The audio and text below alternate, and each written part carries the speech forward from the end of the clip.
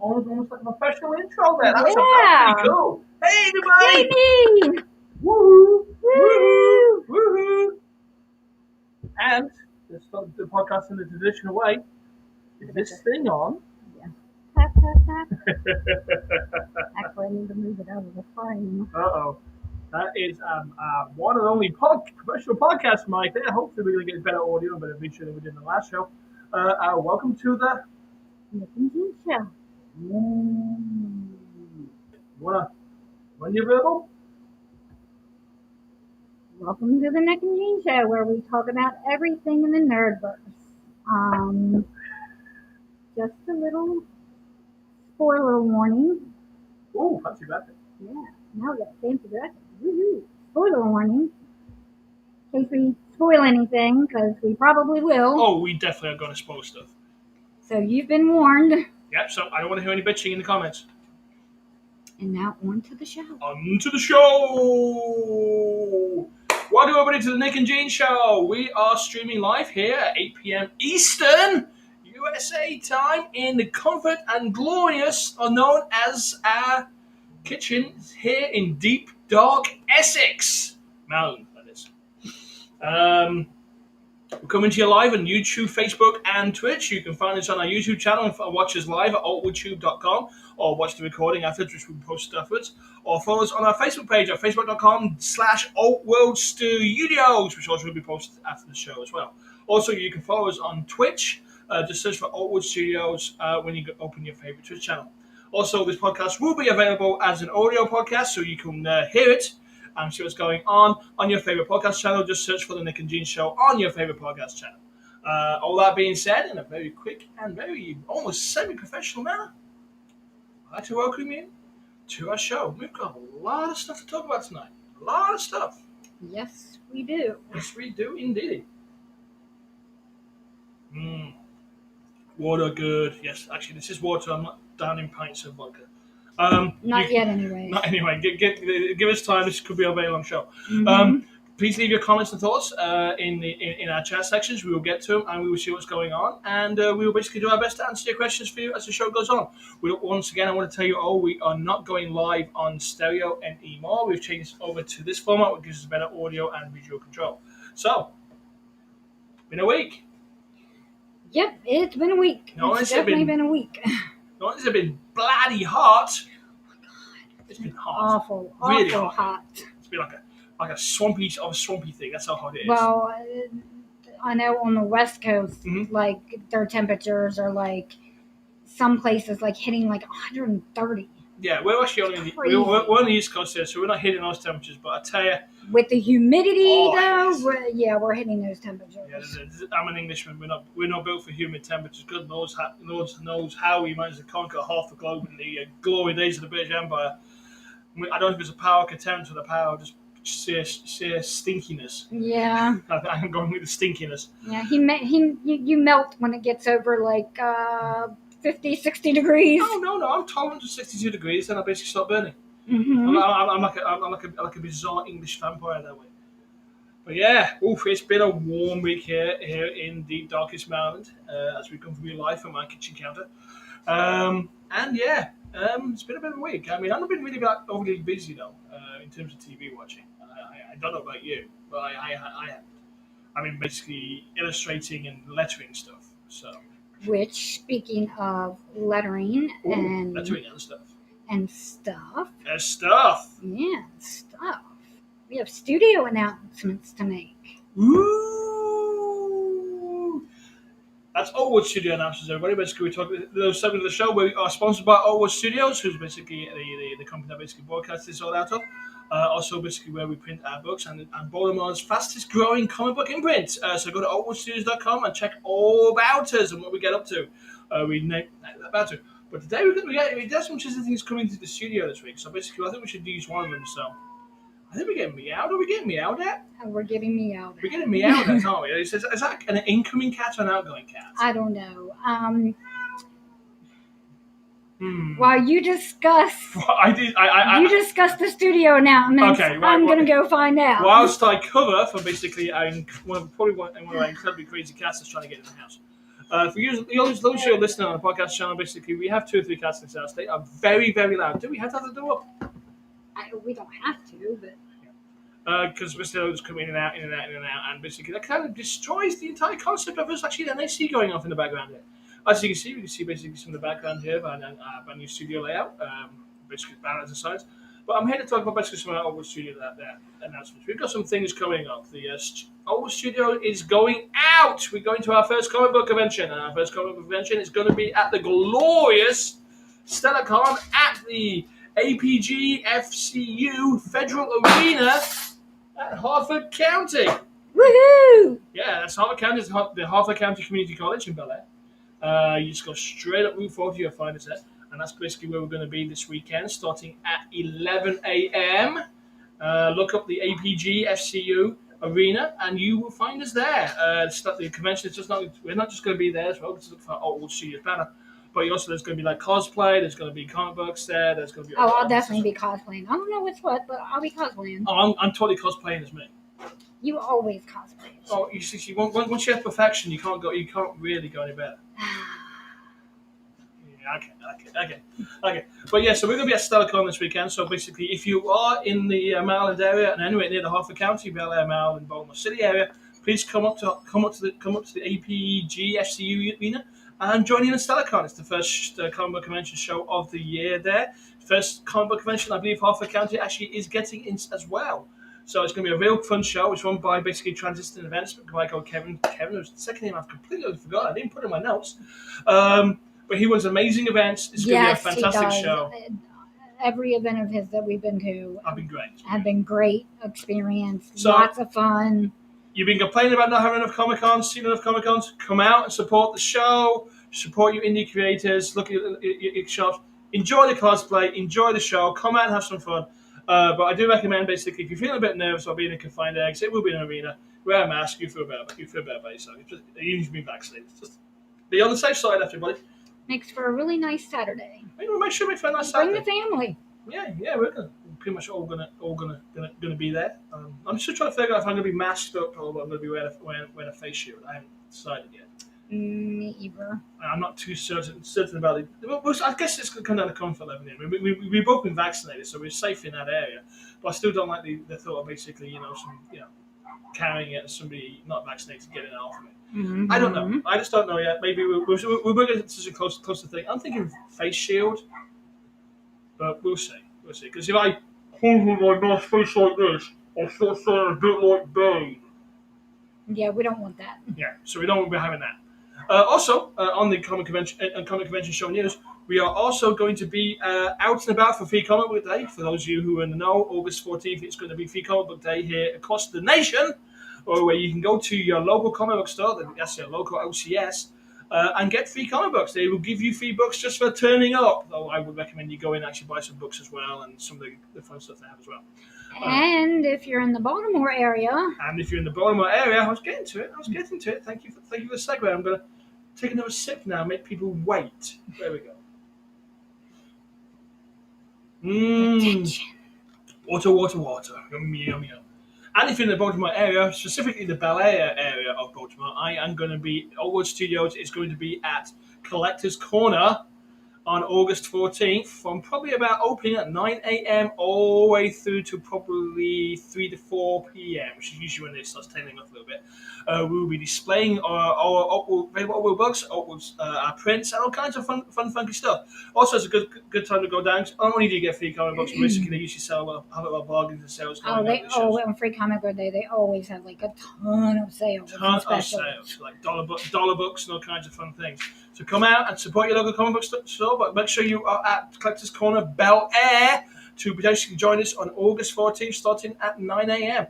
We're going to be talking about this all the way to August anyway, so basically you're going to hear this more than once. But we're here. We are a local independent comic book creator studio, so we really appreciate the support if you come out and say hello to us. But we also got one more thing that came. What's in the box? Yes, you put this up on our Facebook page at facebook.com/OldwoodStudios. I did. You advertised what's in the box. What's in the box? What's in the box? What's in the box? I guess I'm just chanting by myself. Okay. I don't What's in the box? What's in the box? You totally lost your chain of thought there, didn't you? I did. You had to. You was going to come out, and I totally distracted you there.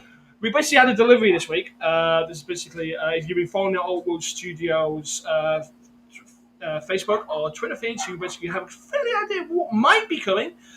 We basically have revamped one of our older titles recently. Added some origin stories to it. However, there's not a head in there. There's not a head in this book. That's very honest, so people don't see the address. Oh dear, I'm just basically showing us where we are. Oh no! Like they can't find us online anyway. Because no. The studio is not registered as a business anyway at all. Please don't come and attack us nerds. No, we have no money, so don't worry about that. You can take one of our phone calls. Yeah, that'll be fine. Maybe. We're so sorry for that theory that didn't work out. Yes, but anyway, this is what's in the box. I'm gonna shake it. It's not rattling. So I guess I should open what's in the box, right? Okay, this came in. When did this start? Saturday? Yes. You are Saturday, didn't it? Yep. Yes. And it's been sitting here, and this ready to be open. So we're gonna take a look what's in the box. So I'm gonna open it up.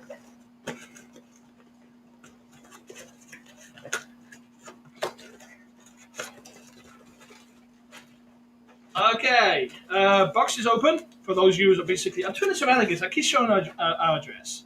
There we go. I should have black marketed it. I know they can. They look at Old Studios. They'll find a studio address. I know it came to the studio.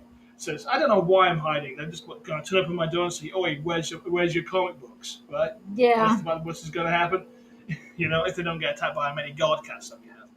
Or Luna. Or maybe even the guard Chihuahua. Anyhow, this is basically from Comics Wellspring. Comics Wellspring is basically who print our comic books. I'm going to put this close to the camera so you can see it. They are basically at Kablam. They're basically a huge digital on-demand printer of comic books for independent presses. I use Comics Wellspring. They are basically based up in Michigan, of all places. This is certainly center. This is kind of new, actually. I've not seen this before. It looks like a pad, a couple of pencils. Nice. And check out this printable foil, silver imprinted foil. Print your full color image of our printable foil for a unique sheen. So they're basically trying to sell me a foil service. What do you guys think? Can you see that foil? Can you see that okay? It looks nice. Looks interesting, doesn't it? Mm-hmm. For those of you who are basically watching and listening on the podcast channel, I'm not showing the camera one of a foil from Comics Wellspring. I know this makes for great for audio listening, but we can't be helped. You can watch this fully live on Facebook on our Facebook channel at facebook.com/Studios or on YouTube.com at oldworldtube.com. So yeah, this looks kind of nice. Nice little notepad there. So, and I got a bag of stuff. Ugh. Put the box down, and then a second that cat's going to jump into it. So I got another bag here. Let's see what's in the bag. I'll be talking pretty easily. Ooh, this is going to be fun. I'm going to take one of these out. I need to put this down somewhere. I will take those from you, sir. Take those from me? Okay. Put them next to the box to stop the cats from jumping in.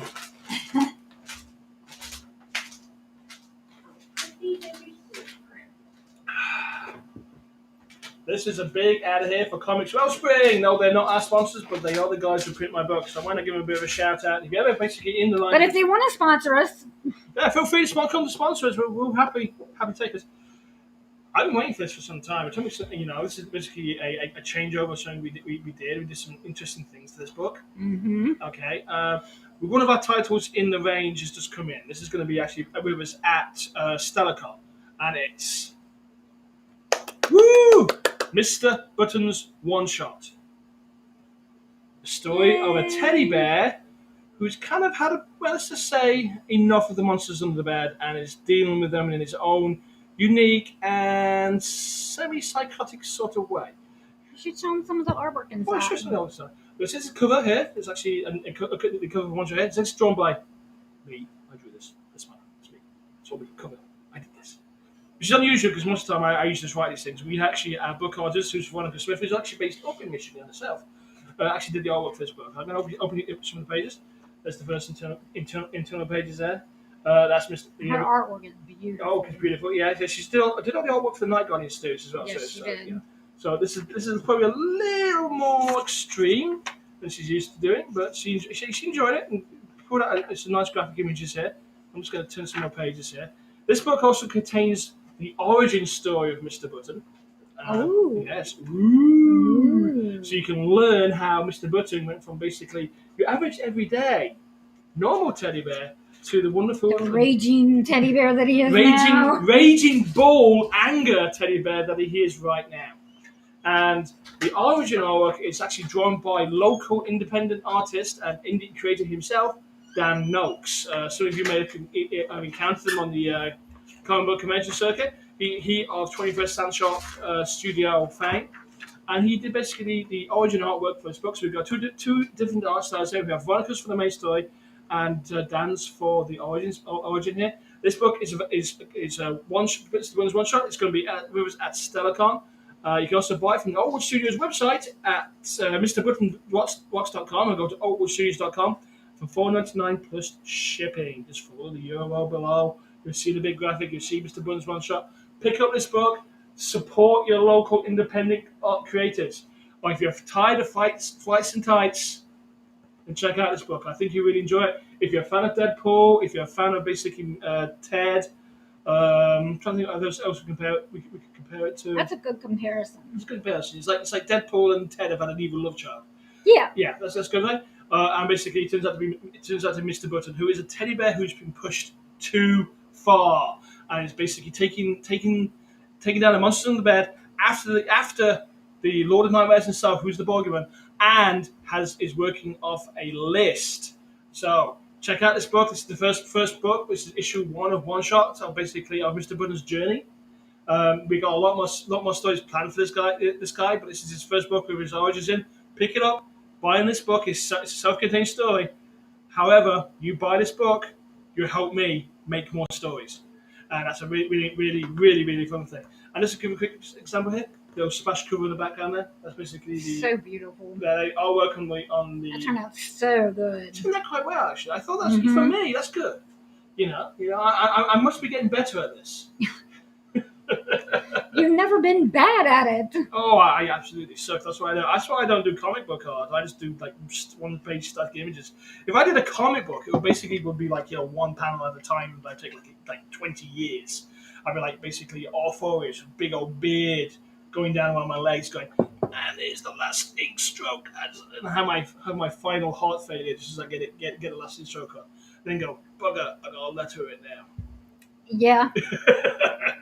But anyhow, $4.99 plus shipping. It costs you probably about $7 for shipping once you pick up the book. Or you can come to StellaCon this weekend and buy a copy for me, which I'll sign for you and everything. Also going to be available at Free Comic Book Day for some copies left over. One Shot, Mr. Button's One Shot is definitely a step into what we call the Teddyverse, which is basically a special comic book universe. Basically details the struggles of teddy bears versus the monsters on the bed and Lord of Nightmares. So that's a coming. So that's the big thing that came from the studio today. The studio, I thought it was pretty cool. Me too. So I thought it was fun. It was quite fun too. Like really looking forward to this book. And I really like how basically I did with the cover. I'm going to bring it back one more time because nothing wrong with self promotion. That's basically Kevin Smith would say. Hey. I really like basically what I did, what happened, how effectively the red cover looks. I think that's really eye catching. I really like how it turned out. It looks really nice. Conveys the mood of the book. He looks mean. I think it was a good choice. I think I did well here. Did a good choice. That was coming. Big old shiny trucks coming in with flashing lights. Hopefully that's nothing serious. So yeah, please pick it up. Please support your local indie creators. Whew! I said a lot of words. Yes, you did. I said a lot of words. Yes, you did. I said about 20 minutes worth of words there. I'm watching the time. It's 21 minutes. Yeah, 21 minutes worth of words. Oh, wow. Anyhow. A lot of announcements to make. That's a lot of announcements, actually. It's not basically almost sound like we basically show sponsored by Dulux Soap. It'll make your skin fairer. Yeah. Kind of like the commercials in the WandaVision. Like WandaVision. Yeah. We're like 3 years away from getting Manscaped commercials. Who knows? You never know. It could happen. Or Blue Chew. Or Blue Chew. As long as I don't have to basically demonstrate it, that would scare everybody. Anyhow, this week, so I've not seen much. I know you have seen some things. Okay. So I'm going to ask you, how was your week? What have you watched? What have you been doing? I finished watching Tomorrow War, Cool. and I really enjoyed it. You really enjoyed it. Now, I saw half of this with you. So I can Yeah. I can comment on the first half. But I'm not going to do much. To me, it wasn't to my taste, but it looked like an enjoyable popcorn type flick you'd watch in a movie theater. I felt like it was very much a Independence Day summer type movie. That's what it reminded me of. Like it was like the Yeah. perfect movie during the summer to like go to the drive-in or go to the movies Okay. and get like and watch a big blockbuster film.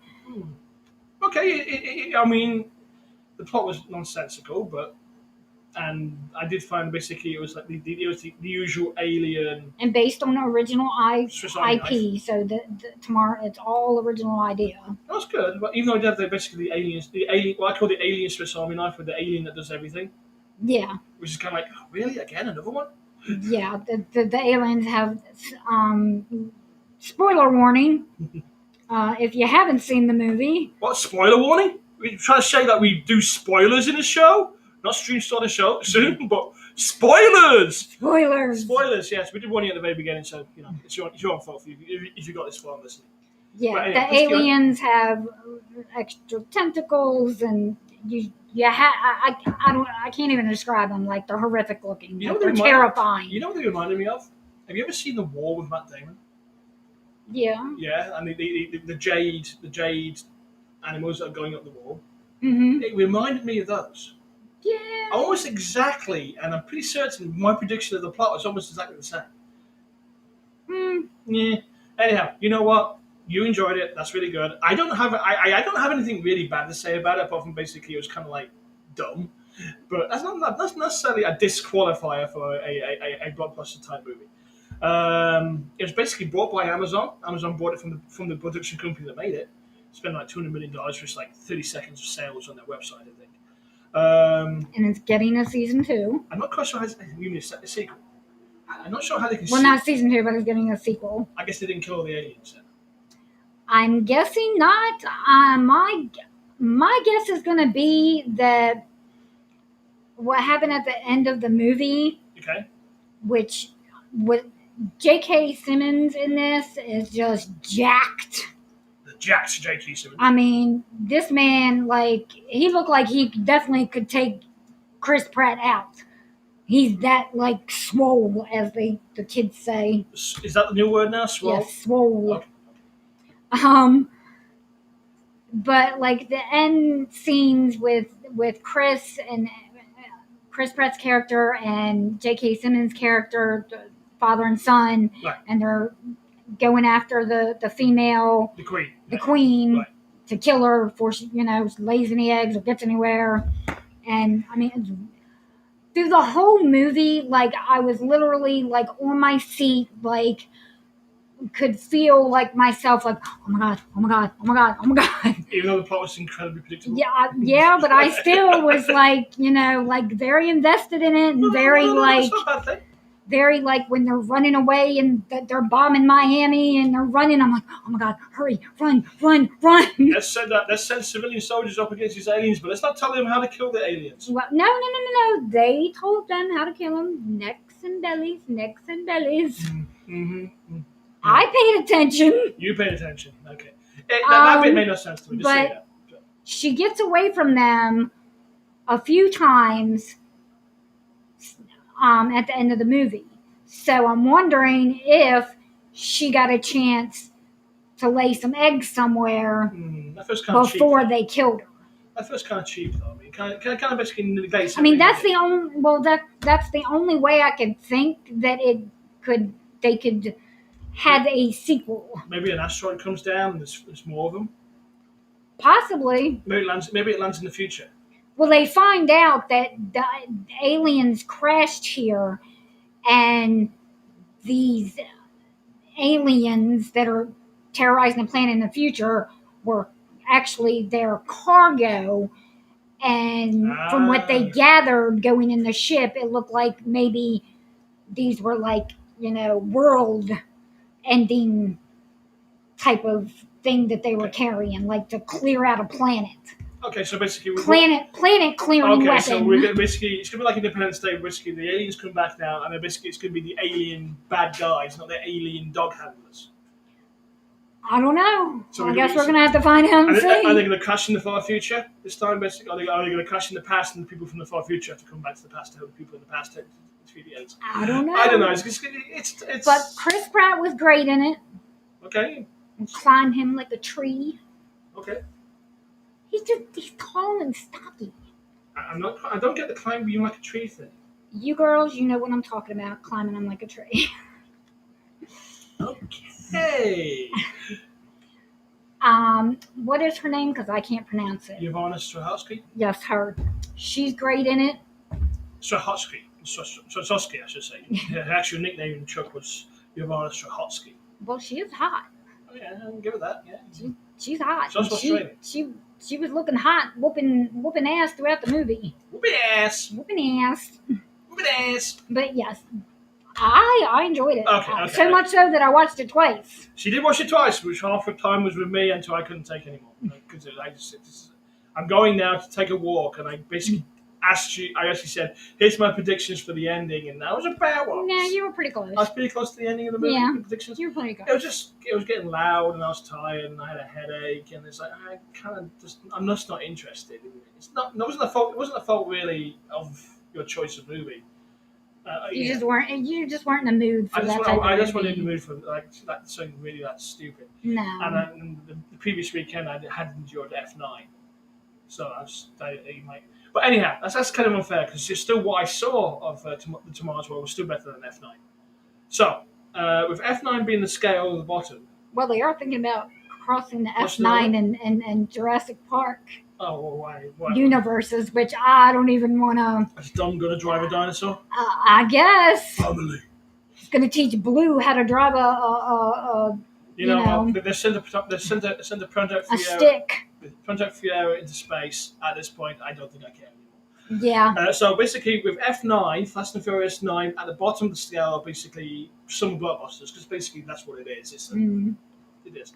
Where would you rate in terms of what you call nerds, right? 5 nerds. I'd give it a 5 out of 5. You give it a 5 out of 5? 5 out of 5 nerds. That's pretty high endorsement there. Yeah, that was a really good summer blockbuster type movie. I really enjoyed it. I think we're going to give it a 3 myself, maybe because it's just dumb. More than that. Things just didn't make any sense.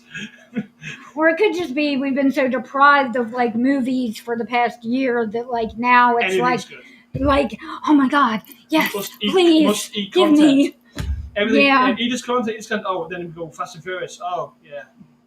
Just give me anything. No content, please. Yeah, I know. But you know what? I'm not knocking it. You enjoyed it. That's the fun thing. And I really, when I saw the first 90 minutes, I think. Yeah. And it's just, I just wasn't. It's that you got to be in the mood to watch that type of movie. It was just I think a little too predictable. I think that was the biggest issue I had. It's like, oh, I hadn't, yeah. And it's 50 years in the future. Where's the goddamn laser beams? Sorry. I want laser cannons. Well. Maybe they'll get laser cannons in the ship. As they said in the movie, they, if it wasn't for the extinction level event in the future, they would still be, trying to jump rats. And they barely made the rudimentary wormhole that they had. It seemed to be a very effective rudimentary wormhole. There's a lot of problems with this movie, but it's a summer blockbuster, so you're not really supposed to think too much about it. You're not supposed to. You don't think of it. Just don't think about it. Just watch it and enjoy it. I couldn't help but think about it though. I know. It was just. I think that was the mood I was in. So it wasn't the right movie for your mood. No, maybe I need to be drunk or something. Anyhow, we did. Did you watch anything else? Yes, I did. What else did you see? I got a chance to watch the second part of Fear Street. Is that the one that basically like moves forward in time, in terms of basically storytelling? Mm-hmm. Okay. Well, back in time. Back. So it goes It's back in moving time. It back. starts in the future and goes back to like 1960s or 50s or so, right? Yeah. Okay. So where was this? When was this one set? 1978, I believe. Okay. Which, or 1978. Right. So, yeah. And it literally picks up right where the last one left off. Okay, that doesn't mean anything to me, but okay. And so they go to the woman's house Right. that survived the witch before to find out how, and then that's when she tells them the story of what happened, and then we go to the flashback. Then it flashes back, and the rest of it's basically so this is the telling that story. Okay, so they flash back to 1978. Okay. Yeah. So basically, which I gotta say, the music for so far in both parts, I've absolutely loved. The first part was set in like 94. This one's 78. So it's in my hour. Okay. You know the era we grew up in. So yeah, well, I don't remember much about. I don't really remember much like about a 70s. lot of the songs and stuff are just very nostalgic. Okay. I was like. It was very nostalgic. Okay. Watching it. You're like 2. Yeah, but it's still the same kind of time period. Okay. In that late 70s, early 80s. Right. Okay. But yeah, it was just as good as the first part. It gave me everything I wanted with the gore and the horror and the scares. Well, you're a huge horror movie buff and fan. Yeah, so I enjoyed the hell out of it. Did it hit the right centers for you? Yeah, I enjoyed it. You enjoyed it? I can't wait for the last part next week. So basically, so I'm finding out what happened to the witch. This is on Netflix, right? Mm-hmm. So they're dropping it weekly? It seems to be, yeah. Are they actually learning something from the other streaming services? Maybe so. I'm actually enjoying them dropping it this way, and I'm enjoying that it's like it's literally like 3 little movies. Okay. That are connected. No, I can see that. I can understand that. That sounds pretty cool. I'm actually kind of interested that Netflix seemed to go to a weekly drop model, which I think maybe might have actually saved Jupiter's Legacy if they did that weekly. It needs to be slightly more intriguing. But if they do a weekly drop model, that's fantastic. That's great because basically it's bringing us back that weird feeling of basically anticipation. Mm-hmm. And you can talk about it, and you can do the watercolor moments. So you can say, and it's still not appointment TV because you can still go. It drops say on Wednesdays, and just say watch it anytime Wednesday. Mm-hmm. But you're basically getting time to digest it more. Yeah. Which makes you appreciate it more. Which I think I think we've passed through the binge window, mm-hmm. and people are just tired of binging now. Yeah. I mean, they've still got hit series and put them in the background, that type of thing. I think that's the thing that's the way. But basically, people are now watching stuff going, I'm kind of okay with the cliffhanger end and wait till next week now. I feel I am. I know you feel you do. Mm. So you think basically if this was binged, you would have basically found it more enjoyable, or? I don't know. Because it like roll into one, and one thing I found with binging is you kind of start losing interest halfway through it. No, I'm kind of glad that it's been spread out. Okay. Well, all power to Netflix for basically copying other streaming services. If they're doing the same thing, I think it'll basically be a great benefit to them. Because I definitely recommend if you like horror, if you like American Horror Story, watch it. It's good. Cool.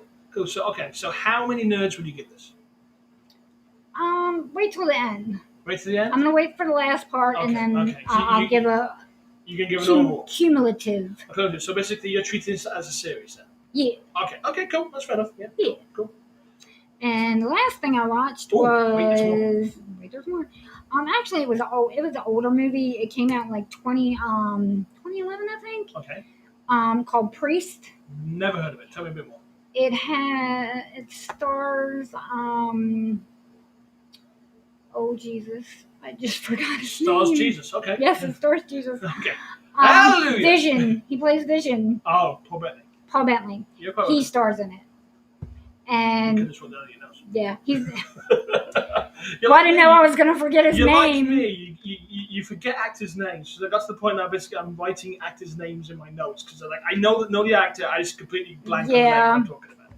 Okay, But it's okay. basically, in this world where vampires and humans have been battling since the beginning of time, Okay. and the church now, the only safe place is behind these walls, and the church is now, basically running everything. And Oh, that's there probably was not a these good thing. there was these power these priests that had special powers Okay. that went out and got rid of all the vampires, they thought.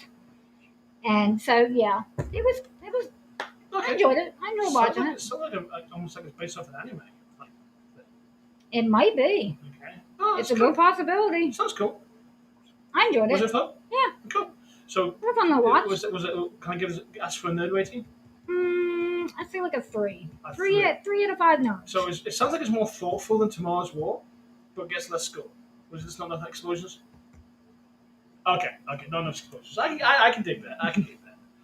Wow, so you've seen a lot of stuff. Yeah, I watched a lot this I think- week. I I've been think trying to catch up on everything this week. I think the only thing I've watched this week already notes, and it's just a little bit more Gundam. And how was that? I'm going to think this is now my suffrage. I've got like 8 episodes left, I think. Mhm. I can't remember if it stops at 50 or stops at 55. I think it's 55. It's just. You can't see me on the podcast. I'm just shrugging my shoulders because I can't find a word to express it. I enjoyed. I just know I enjoyed it more when I first saw it, and I don't know. I don't think I've got more jaded. If anything, I believe my entertainment threshold's increased. There's just I don't know. It's just not made for you. Not made for me, obviously, but it did like I said, it got me to the Gundam genre. So it certainly caught my attention. It's just I don't know. I'm beginning to think it's just feeling samey. That's it. Mm-hmm. It's always the same thing happening again and again and again. Mm-hmm. The protagonist changes sides every other episode and basically pledging loyalty, lifelong dying loyalty to this cause they've suddenly decided to follow. Mm-hmm. And the next episode they suddenly change their minds again. And then they're all terrible pilots, all of them.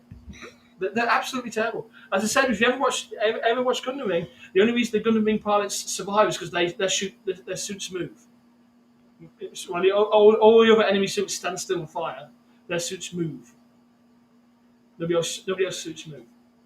Oh, okay. That's the only reason they're actually any good. And after basically watching much better Gundam shows like Iron Blooded Orphan, Mobile Suit 08, or even that Gundam's that other Gundam Force show. It's a little like Gundam Wing, but I can't remember his name of it right now. There's better Gundam shows. Mm-hmm. There really is. And this is.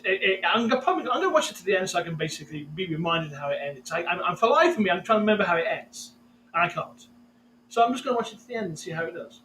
So you're gonna stick through to the end. I'm gonna stick through to the end. Okay. All the betrayals and side swapping and whatever the hell's going on, and just see how it goes.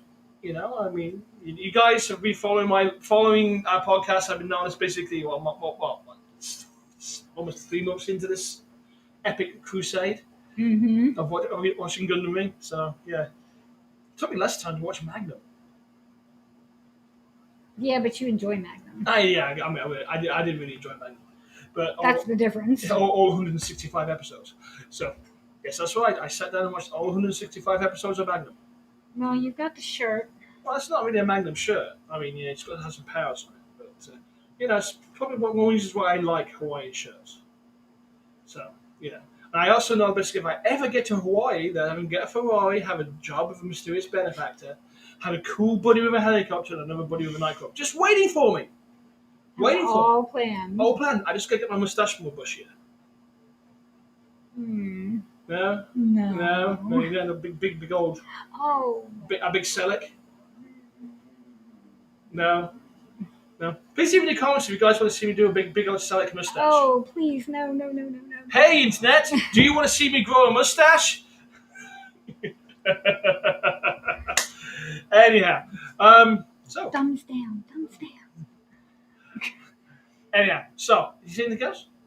That was it. That was it. Wow, we're in a weird But place. We got a lot of content. coming. We saw several things. We saw several things. We have several things to talk about. Yes, we did see several things. Yes. The Bad Batch as usual. Well, yeah, we've got the Bad Batch. We saw some pieces. So, what do you want to do here? Do you want to talk about some of the stuff we saw, or do you want to jump and talk about the news? Or Well, I think most of the news, let's see, what do we got for news? I've got some stuff for news. So if you've got some newsy stuff, I've got some. Well, something that did just break. Okay.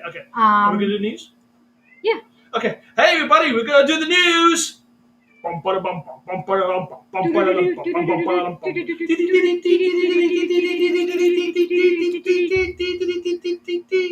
Welcome to a totally, utterly independent and not so some other podcast whatsoever news segment. Genius, there's a huge dive into YouTube, bigger than I do. I just picked things. Really. Well, you do more than I do, which is not weird. It is what it is. I just picked about a lot of news. So she's going to tell us what's going on in the Nerdverse. Well, was it yesterday or today it broke that there's a Brazilian voice actor. Okay. And I don't know if it was on Instagram or what social media it was, but Okay. the question was basically about doing Tobey Maguire's voice. Okay. In the future. Trying to find out, if he's going to be in the new Spider-Man movie. Right. And the voice actor, all he did was zip his lips and give a thumbs up. Okay, so I'm a little So I'm not sure. People are, some people are taking that as a confirmation that Tobey Maguire is in this new Spider-Man movie. Okay, so the Brazilian voice actor, does he do dub? Yes. Okay, because he does the dub for the movie. Yes, so he's Tobey Maguire's Brazilian voice. Brazil is Portuguese. Yeah. So okay. So basically, he does the dubbing. Okay, that's fair enough. Okay, I was a little confused by the context. That makes some sense then. Because he didn't have to give a thumbs up. And he also kind of smiled a little bit, cracked like a little, Okay, cool. Well, so good for him. I watched it. I'm taking it as a. So is that going to be a Spider-Man movie, or do you think it's Spider-Verse? No, I think he's going to be in the new Spider-Man No Way Home movie. Okay, cool. I've seen a Lego set preview of No Way Home. Oh, you have? I have, and it definitely features part of the Sanctum Sanctorum.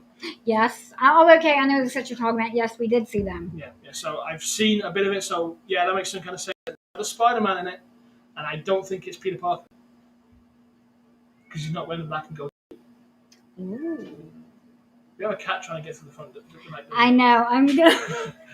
Anyhow, I was trying to wait for a moment to break the door. Here we go again, guys. We are at the mercy of cats. Which one is it?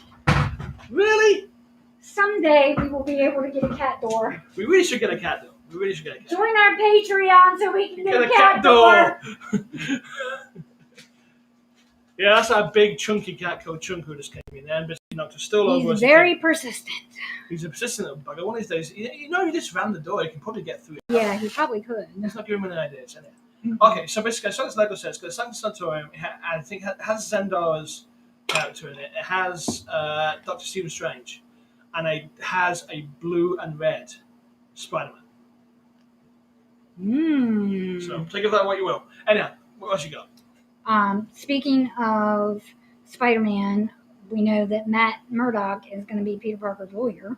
That was fun. I mean, and that Matt's going to show up in She-Hulk, I believe, too. Now, do we know if it's Charlie Cox? I believe so. Yes. Because that'd be really cool if he came. Yeah. Because he was really good. Yeah, I'm pretty positive it's Charlie Cox. But I want to say this as well, and in the support of basically the old Daredevil movie, Ben Affleck was good too. Yeah, I enjoyed the. I Terrible know movie, people. I but he made a know. great Matt Murdock. I know people shit all over that movie, but I enjoyed it. It's a terrible movie, but he made a good Matt Murdock. Okay, Yeah, I liked him as Matt Murdock. fine, fair enough. That's cool. What's you got? Couple trailers dropped. Okay, The What If trailer. Oh, I saw that.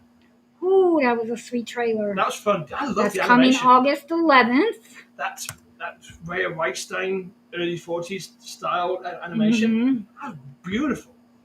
If they do it, if they do everything in that style, which I think they're going to, it's going to be a glorious piece of work to look at.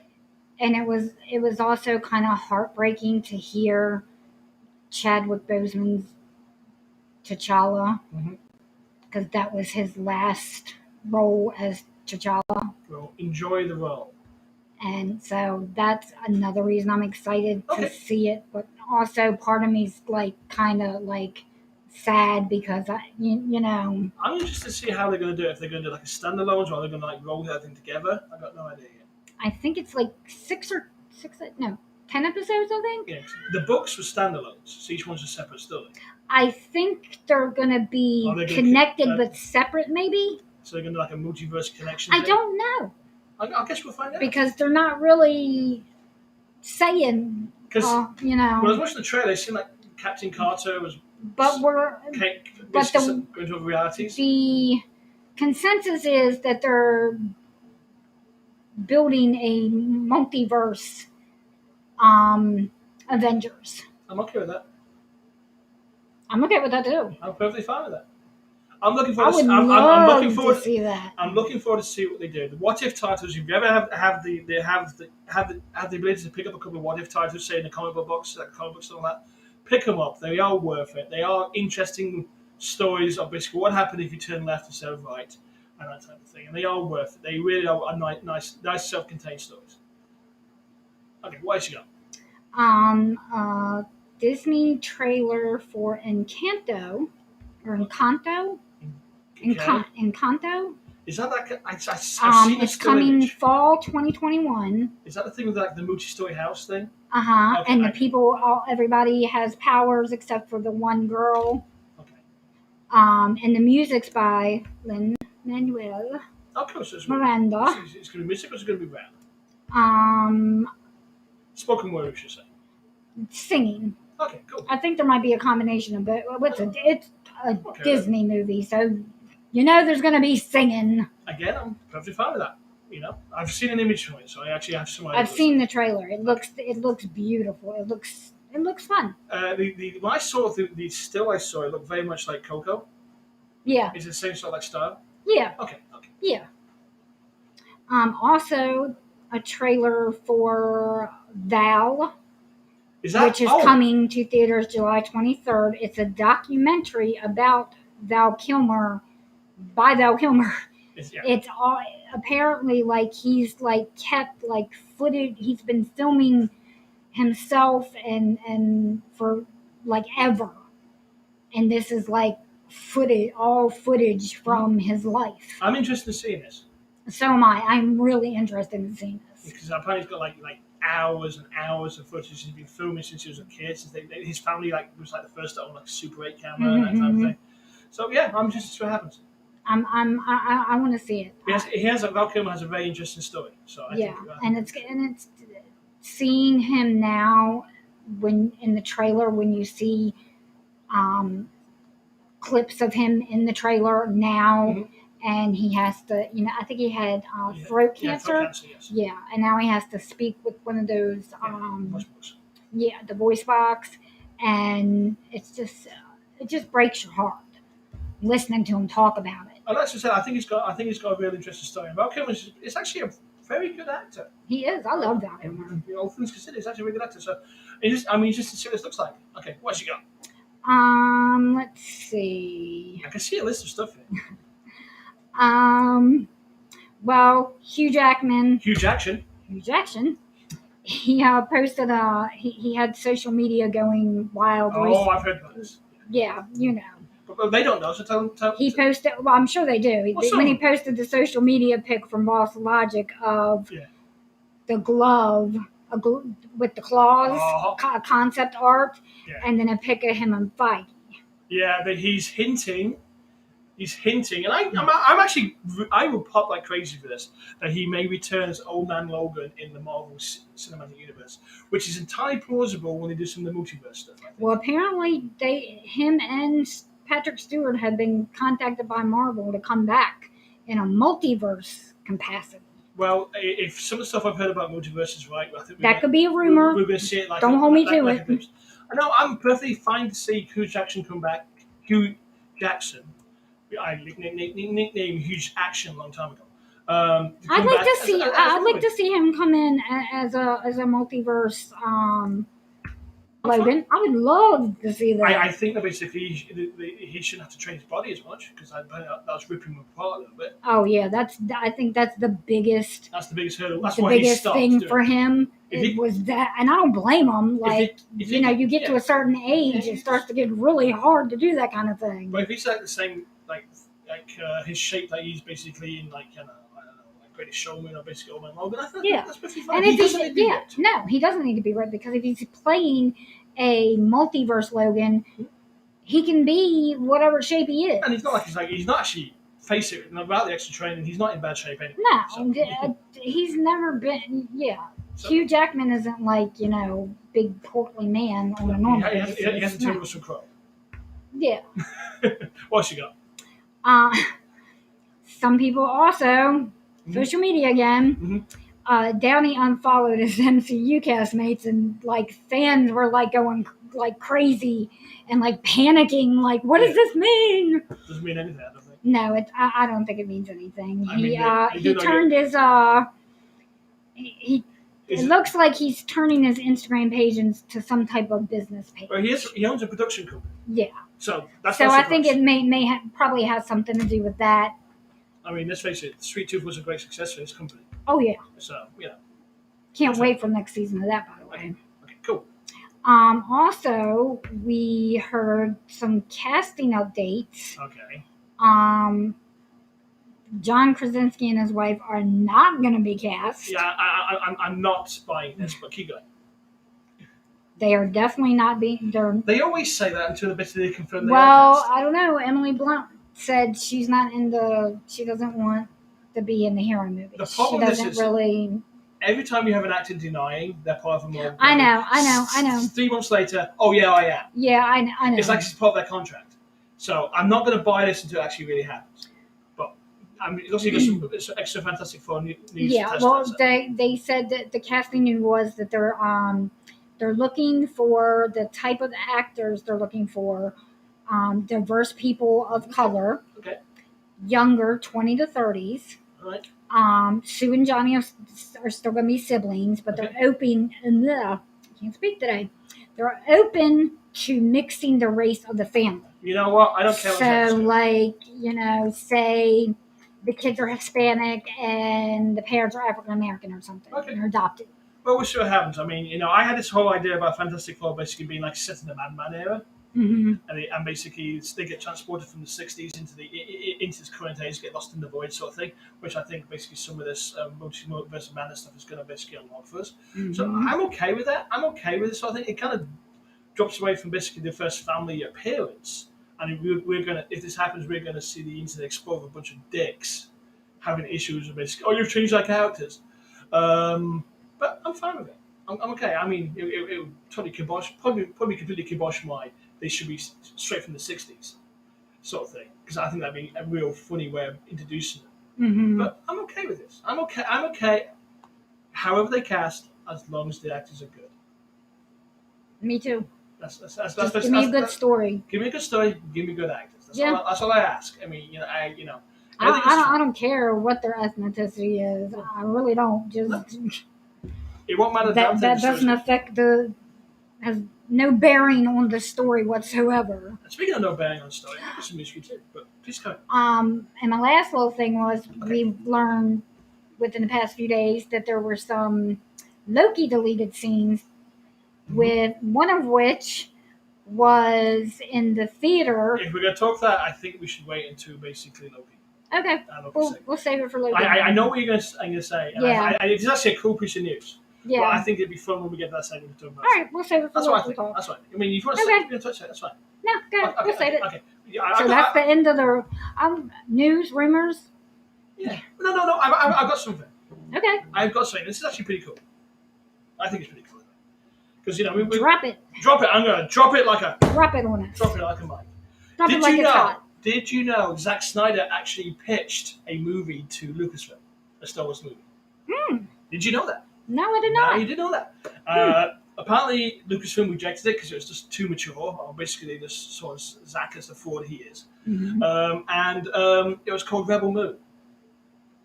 Okay, and the premise of the story is basically the evil empire attacks its moon, and the moon basically joins the rebellion and fights off the evil empire. He's now been given a bunch of money by Netflix to make it as a movie. Oh boy! So basically, it's still going to be called Rebel Moon. Okay, but the premise has changed a little bit.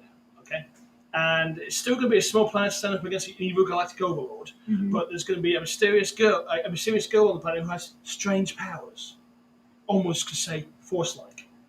And she leaves the planet to basically find warriors and mercenaries to help protect them. And it's going to be like a Seven Samurai Magnificent Seven setup, where basically she brings them all in to protect the planet for the evil overlord. Yeah, this has been done before. Zack is basically pitching this as an original idea. Back in the 80s, there was a movie called Battle Beyond the Stars. Do you remember? I don't know if you remember or not. It sounds familiar. There's like a bunch of basically TV show actors. It's like almost like made for TV type show, made by Richard Coleman. And he basically was a tongue-in-cheek Star Wars clone type thing, basically riff off Star Wars at the time. And basically it was 7 warriors come to basically help this planet. And they're basically various types. One's a mercenary, one's a space cowboy, one's a barely clothed Valkyrie from the B movies. And basically they're recruited by basically Richard Thomas of John Boy, Molten Flame. He must have a big mole on his side of his cheek. He must be coming back to you. The effects of the movie. I know who you're talking about. I watched the Waltons. Those are the Waltons, okay. And basically, it's a remake of that movie. So he's taking a movie made in the 80s, which everybody more or less forgot about, which actually is kind of joyful to watch. It has George Papard in it, a couple of actors whose names I completely forget. It's the same movie, but it's not going to be as much fun, and it's not going to be as joyful or as silly. But hey, you know what? Yeah. Netflix seems to think they do good business with him, so let them do their thing. Let them do their thing. So that's my piece of news there. I also have one more piece of news. Okay, hit us. Hit us with the news. Here's the news. Hit us with the news. Hit us with the news. Do you remember a show called Silverhawks? That sounds familiar too. You know, this is probably more than you because this was a cartoon show. No, yes, no. Was it here? It was here. It was basically primarily in America. I don't ever remember seeing it in the UK. And it's called Silverhawks. It's basically a bunch of like 12, I think it was like a dozen people, basically law enforcers were enhanced to give cyber boys so they could fly around in space. And they're called Silverhawks.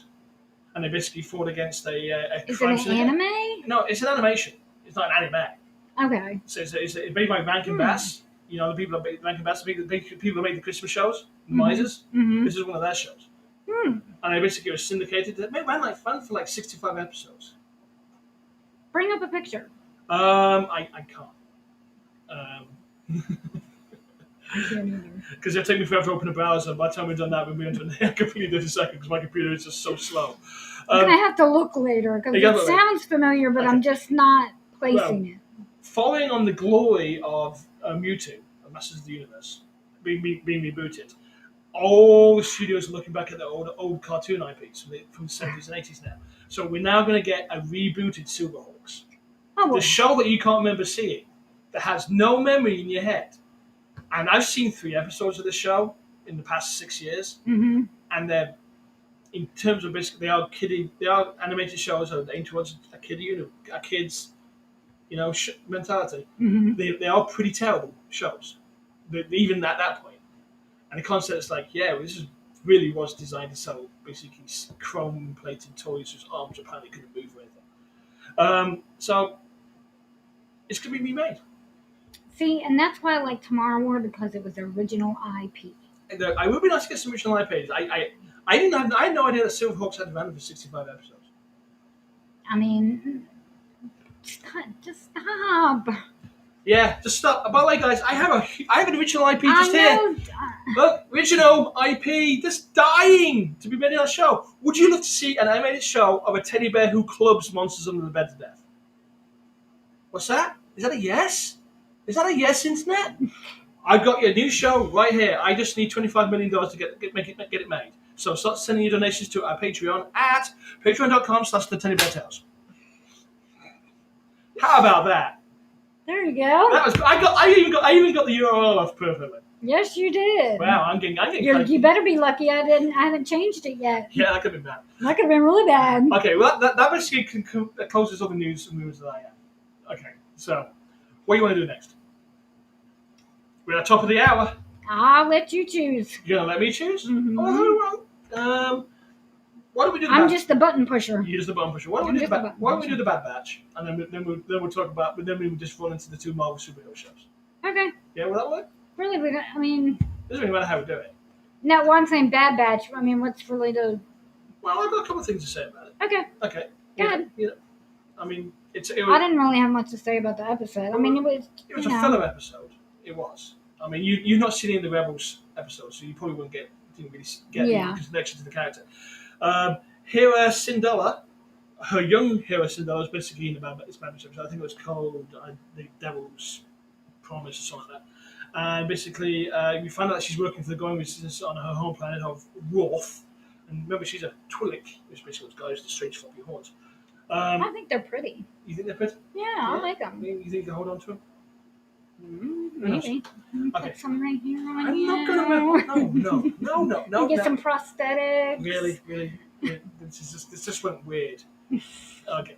Anyhow, it's basically how her planet gets taken over by the Empire. The Bad Batch are in it for like 5 minutes doing a weapons run. They're basically running weapons to the planet so that the Twi'leks can basically stave off the Empire.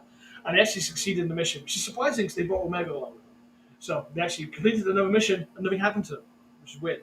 So basically, you see the Bad Batch for 5 minutes, but it's basically concentrated on Hera's backstory here. Yeah. You see Chopper in it, which is basically the Rebels' little astromech in it as well. Interesting to see how those subjugating, how Empire subjugates was. In this case, they used a corrupt politician to basically get their way in without using a huge force of arms. Hera's father, General Sham, he's appeared a lot in the actual Clone Wars itself, working with Mace Windu to fight against Separatists. He appears to be friends with one of the clone trooper commanders. I think the commander's name is Wolf, but the internet will probably correct me on that. You know. Well, if you're wrong, the internet will correct you. Tens of viewers may actually correct us on that. But I think this is to be fair, so I don't know if that's going to play into like a part 2 at all, or whether it's just a standalone. So, it was okay. It was good. It's enjoyable. Empire's getting a bit darker. Crosshairs is basically with his big implant chip in his head. It's getting darker as a character and a lot meaner. But as it all Star Wars is bound to be some kind of redemption arc somewhere along the ways. But I don't think Crosshairs is going to survive that redemption arc. I don't think so either. It was okay. I can see him maybe redeeming himself by sacrificing himself, maybe to save Hunter or Omega. Or Omega, yeah. So that may happen. We don't know yet. We'll see.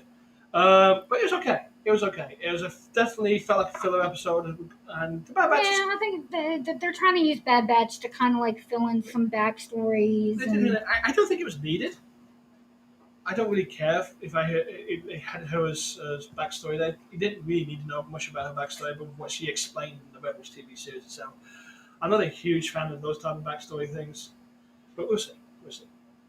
Saying that, he has a comic book release with an origin story. When he says he's not a huge fan of backstories. But saying the backstory actually was written in place, not actually forced into place like a lot of backstories are. Yeah. So there's a difference. There's a bit of a difference. So it was good. It was enjoyable. But all the episodes are good. They're good. I got nothing bad to say about the show. So basically, it's not really written for us. No, I'm looking forward to the anime. The anime series. That's the Visions, right? Visions, yes. I'm looking forward to that. I mean, not gonna be that's more for us. I think so, and also I think Book of Boba Fett, the Book of Boba should be interesting too. I'm looking forward to seeing that too. A December release, isn't it? I think so. Yeah, it's not actually that far away if you look at the months. We're in the 7th month of this year. Holy shit, I'm going to start thinking about shopping for Christmas soon. I know. Our son's birthday is Thursday.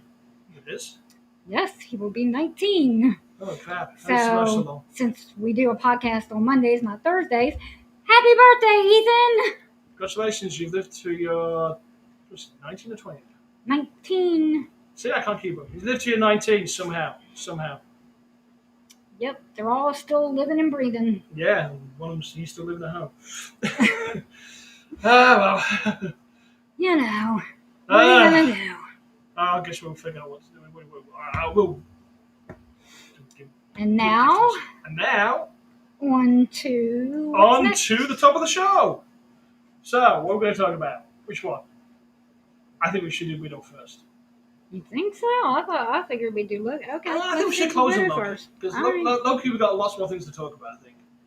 Okay. I don't think we're going to talk about Black Widow for too long. Okay. I honestly don't. All right. Okay. So we're going to talk a little bit about Black Widow here with the top of the hour at 9:07 p.m. Remember, you can follow us on our YouTube channel, altwoodtube.com, or on our Facebook page at facebook.com/altwoodstudios. We are streaming live. Please leave any questions or comments in below in our comment section so we know what you want us to talk about. We're quite happy to talk to you about any of the theories that I think we've seen so far, or what we are about to talk about. We are about to talk about Black Widow. We've waited a long time for this movie. Oh my god, it seems like forever. This We didn't think we were ever gonna see Black Widow. I honestly didn't think at one point we weren't. And then we didn't know, are we going to see it? Are they going to release it in the theater? Are they released on Disney Plus? When are they going to release it? Where? Yeah, it's like what's going on? Because Black Widow kicks off Phase 4, but also links into the Disney Plus series as well. And one of the characters that appears in Black Widow was supposed to appear in that Black Widow movie first before appearing in Falcon the Winter Soldier. Yeah, Miss Valentina. So everything's a little bit out of order because of where how the movie was released.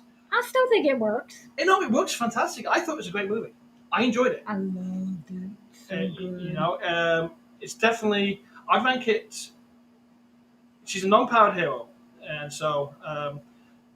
And she's working in that spy espionage world type thing. So basically, we're going roughly in the Captain America side of the movies, where basically things are more level sets and less flights and types. Yeah. So I would rank it after Civil War in terms of basically enjoyment. I actually enjoyed it that much. The action sequences made sense. Oh, the action sequences were amazing. The fight scenes were fantastic. Seeing Natasha fight was great. Seeing Yelena's fight was good too. They definitely have two very different fighting styles. Natasha's more precise. Yelena's more wild. Yeah, Florence Pugh. Like, I kept through the whole movie. I'm like, I know that face. Mm-hmm. Where? Where? Maybe seen it before. And I remembered afterwards.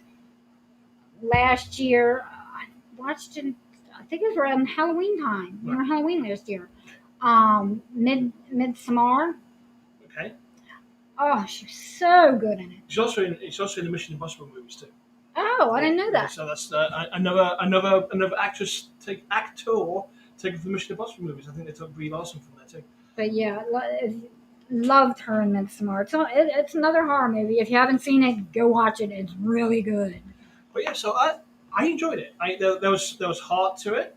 We got to see some of the horrific origins of basically Natasha and Yelena. Oh. They were basically child soldiers, for a better word. I really like the redone version of "Smells Like Teen Spirit" by Nirvana. That was done. I like the cover, the girl singing it, and the way she sung it. I think it really fit.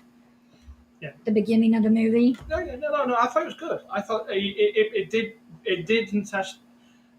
They've not done a Black Widow and Natasha, number one characters, always had been a bit of a Swiss Army knife of basically of the Marvel's hero movies. Mm-hmm. She's sort of like basically she's good at everything. Yeah. And slots in, and it's almost like she's used as a plot device to get a plot moving forward. Or we need a computer hack. It's Natasha. We need to basically have a swashbuckling type action scene. oh, we can put Natasha in here because basically she complements Cap in terms of fighting moves, that sort of thing. But this we actually got to see why Natasha is so good at what she does, Yeah. and fucking hell, that girl kicks ass. And I also, in the beginning of the movie, the girl that plays the young Natasha, Yeah. I kept looking at her face. That's her name is Eva Garbo Anderson. Yeah. I kept looking at her face, and I'm like, I know that those eyes, I know that face. Where do I know those eyes and face from? Where do I know this girl from? Okay. She's Mila Jovovich's daughter.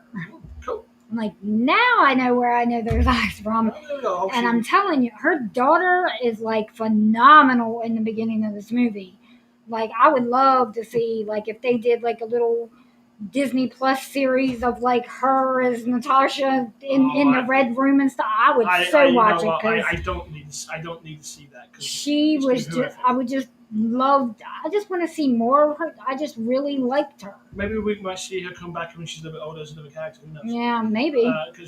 But she was really good. What they hinted on what went in the Red Room, what Natasha went through, and what Elena went through, and that type of thing. And basically, they were, they either succeeded in the task or they died. Basically, it's like a process of dead man's shoes, pretty much. Yeah. Like 30 kids go into the program, 5 come out. Mm-hmm. That sort of thing. So we don't really need to have that done play by play in a TV series. We already know it's going to be horrific. I liked it, and it made me kind of sad a little bit because this is it for Scarlett Johansson's character. Yeah. Natasha's gone now. Not necessarily. With the multiverse opening up, we could, maybe, but I don't think we. It made me realize that basically there was more potential in the Black Widow character than they unlocked. We saw in Civil War, Winter Soldier, Natasha, and how she fought, how she basically was super smart and that type of thing, and it kind of got underplayed in the Avenger movies because there was just too many of them. Yeah, if you want a better word. So it made me realize she was super underutilized. I feel. Me too. And it's like Scarlett Johansson carried the movie very well. I thought. We got to be. And I think she executive produced it. Oh, cool. Which makes sense.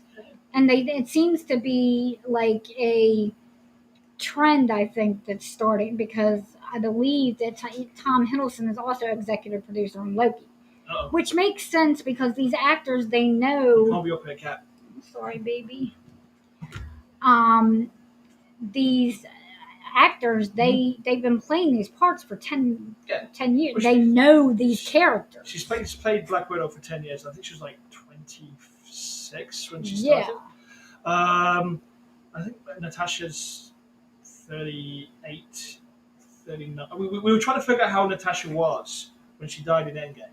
I think we settled around 38, 37. Yeah, somewhere around there. We think, but we're not too certain because comic characters age differently too. But yeah. I enjoyed it a lot. I wish there was a bit more. We're not going to see Natasha come back, and it's kind of the end. The end credit scene. I was tearing up. It's bittersweet seeing her grave. It was. As soon as that, I was just. Oh. But you know what? It's introduced to you later. And I think she's going to be a fitting and good replacement. I love her. I think she's hilarious. Her humor's even darker than Natasha's humor. Yes, I love it. They're in this little store getting some supplies, and Yelena like bends down, and she's like, "Why do you do the thing where you flip your head up and down like this and your leg?" And it's just so hilarious. And she plays that in when she's up in the Red Room as well. She kind of drops down from the elevator shaft. And she does the pose, and she's like, "Ugh, this is stupid." Yeah. Ugh. So I think she's going to be a good replacement for Natasha. Me too. She's not good, and she's not going to be Natasha. No, she's not. She's not Natasha. She's not going to be a Black Widow clone. She has all the skills that Natasha has, but she has she wants to get out in the world. She even said that. She's like, I've never. She says in the car, like the little vest that she picks up at the store stuff. She said, this is the first piece of clothing that I've ever picked out for myself. Yeah. She's like in this nice little pad. Look at all these pockets. You can put, I thought that was a good callback to basically the many pouchy stuff that they got. Yeah. So. Yeah. And she was like, I want to do things. I want to see things. I want to, she's never been able to make her own choices. So she wants to get out in the world, whereas Natasha seemed to be like she wanted like withdrawal from the world. Well, yeah. But Natasha's seen a lot more of the world than Yolanda Well, has. yeah, But I think it was a good introduction for the character. She's going to be the next Black Widow. She's going to be a very different Black Widow. It's definitely she's a lot more impulsive and wild than Natasha is, which is yeah. going to make for a very different character, and it's going to be a fun character to watch. And I hope they utilize her a bit more than they did for Natasha did in some of the team-ups. We know she's going to be appearing in the Hawkeye. She's going to be one of the antagonists. How long she remains an And it antagonist? We don't know. looks like she's in. When I looked on internet movie database, it looks like she's in just about all the episodes. That's good then. That's good to see. So I'm interested to see how that plays out. She's going to go to Hawkeye and basically killed Natasha, but she's sent off to do that by Val. So she's not got the entire story. What happens? She's going to learn the entire story, and I think basically she's going to flip halfway through the series. I think, but we'll see. oh, interesting. Okay. Go ahead. I'm No. sorry. I was basically saying, I enjoyed Dave Harbour's Red Guardian. Oh, David Harbour. Oh my God, just how can you not love him? He played in Pitch Perfect. It's like basically he's arrogant. He's a bit narcissistic, but simple. He's a simple man, but he's got a big heart. Simple man. He's definitely a big old brawny Russian bear type character. He's definitely the muscle. Definitely the muscle. And I have to say, I really enjoyed seeing Rachel Weisz come back into her action. Yeah. She's been missing for so long. I know. I mean, she was really good. I loved her in the movie. I was going to say the Mummy movies. She was I loved her in the fantastic in Mummy those, right? movies. Yeah. And she didn't appear in the third one, which basically should. Yeah, I was really disappointed about that. That third one should never happened anyway. But it was just good to see her come back and do this action stuff, and it's just casually walks into it and just does it absolutely no problem. And she made a believable older widow. Yeah. You know, like she's still capable of doing these things. Oh, and that poor pig. Alexei the pig? Oh my gosh. Oh, he was fine. He could have gone for, a couple, 8 more seconds. 11 more seconds, he'd been fine. Yeah, he would have been fine. Would have been fine. As explained. Yeah. So there is some dark humor going on there too. And I love when they all sit down at the table, when they all come in the house. It's like they just go into their roles. Right, go. It's like they never left. Like they just drop right into the family dynamic, and Natasha, don't slouch. Now listen to your mother. Don't slouch. But there was some. This story has some heart in it too, and basically it does. It has a lot of heart. For Yolanda, she was too young to realize she was part of a spy op. So basically, that was the only family she knew. And Natasha knew she was part of the spy op. So she's traumatized by the fact that basically she never had a proper family. And that's all she wanted. All she wanted was basically this proper family. And that was so sad. Like in the beginning of the movie, like watching them leave, and her like. The song playing American Pie. Bye Bye Miss American Pie playing, and then you see all these like just American type things going on, like kids running around at night with flashlights and playing tag and a football game and there was a baseball game too. So they threw that Americana stuff down your throat at the very beginning. But what was poignant about that basically with the American Pie song is basically when she storms away from the family table because she can't take it anymore.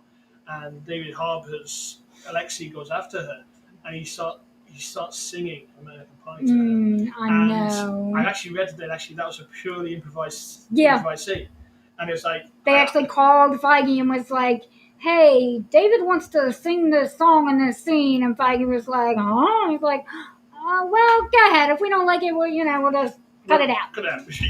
What's 5 more minutes of film for us? That's nothing to us, really. Yeah. So, but no, and it was a very poignant and very heartfelt scene because you felt for Yolanda, and you felt a little bit for Alexei, David Harbour's character, because he didn't want to be on that assignment with the kids in the first place, but it was his way of trying to make up. Yeah. Well, I think part of him did feel that that's his wife. Those were his girls. Yes. In his heart, those were his girls. Yeah. So. And he believed that he was doing what was best for them. Yeah. And thought that, this was going to make them strong and they were going to succeed. And, he didn't, like I said, very simple mind, like, and you feel bad for the guy because he does love him and he does want what's best for him, but he's not really doing it the wrong way. He's not really built for it. That's the best way to describe it. But by him singing that song to her, I feel like, because she even said, she goes, "Put my song in." So obviously, and it was on the cassette, so obviously it gets played a lot. Mm-hmm. So it makes you wonder, like, is that how they bonded? When they moved there, he would take her out for drives, or maybe, and him and her would drive around listening to that song. I put him down as the father. He kind of tried.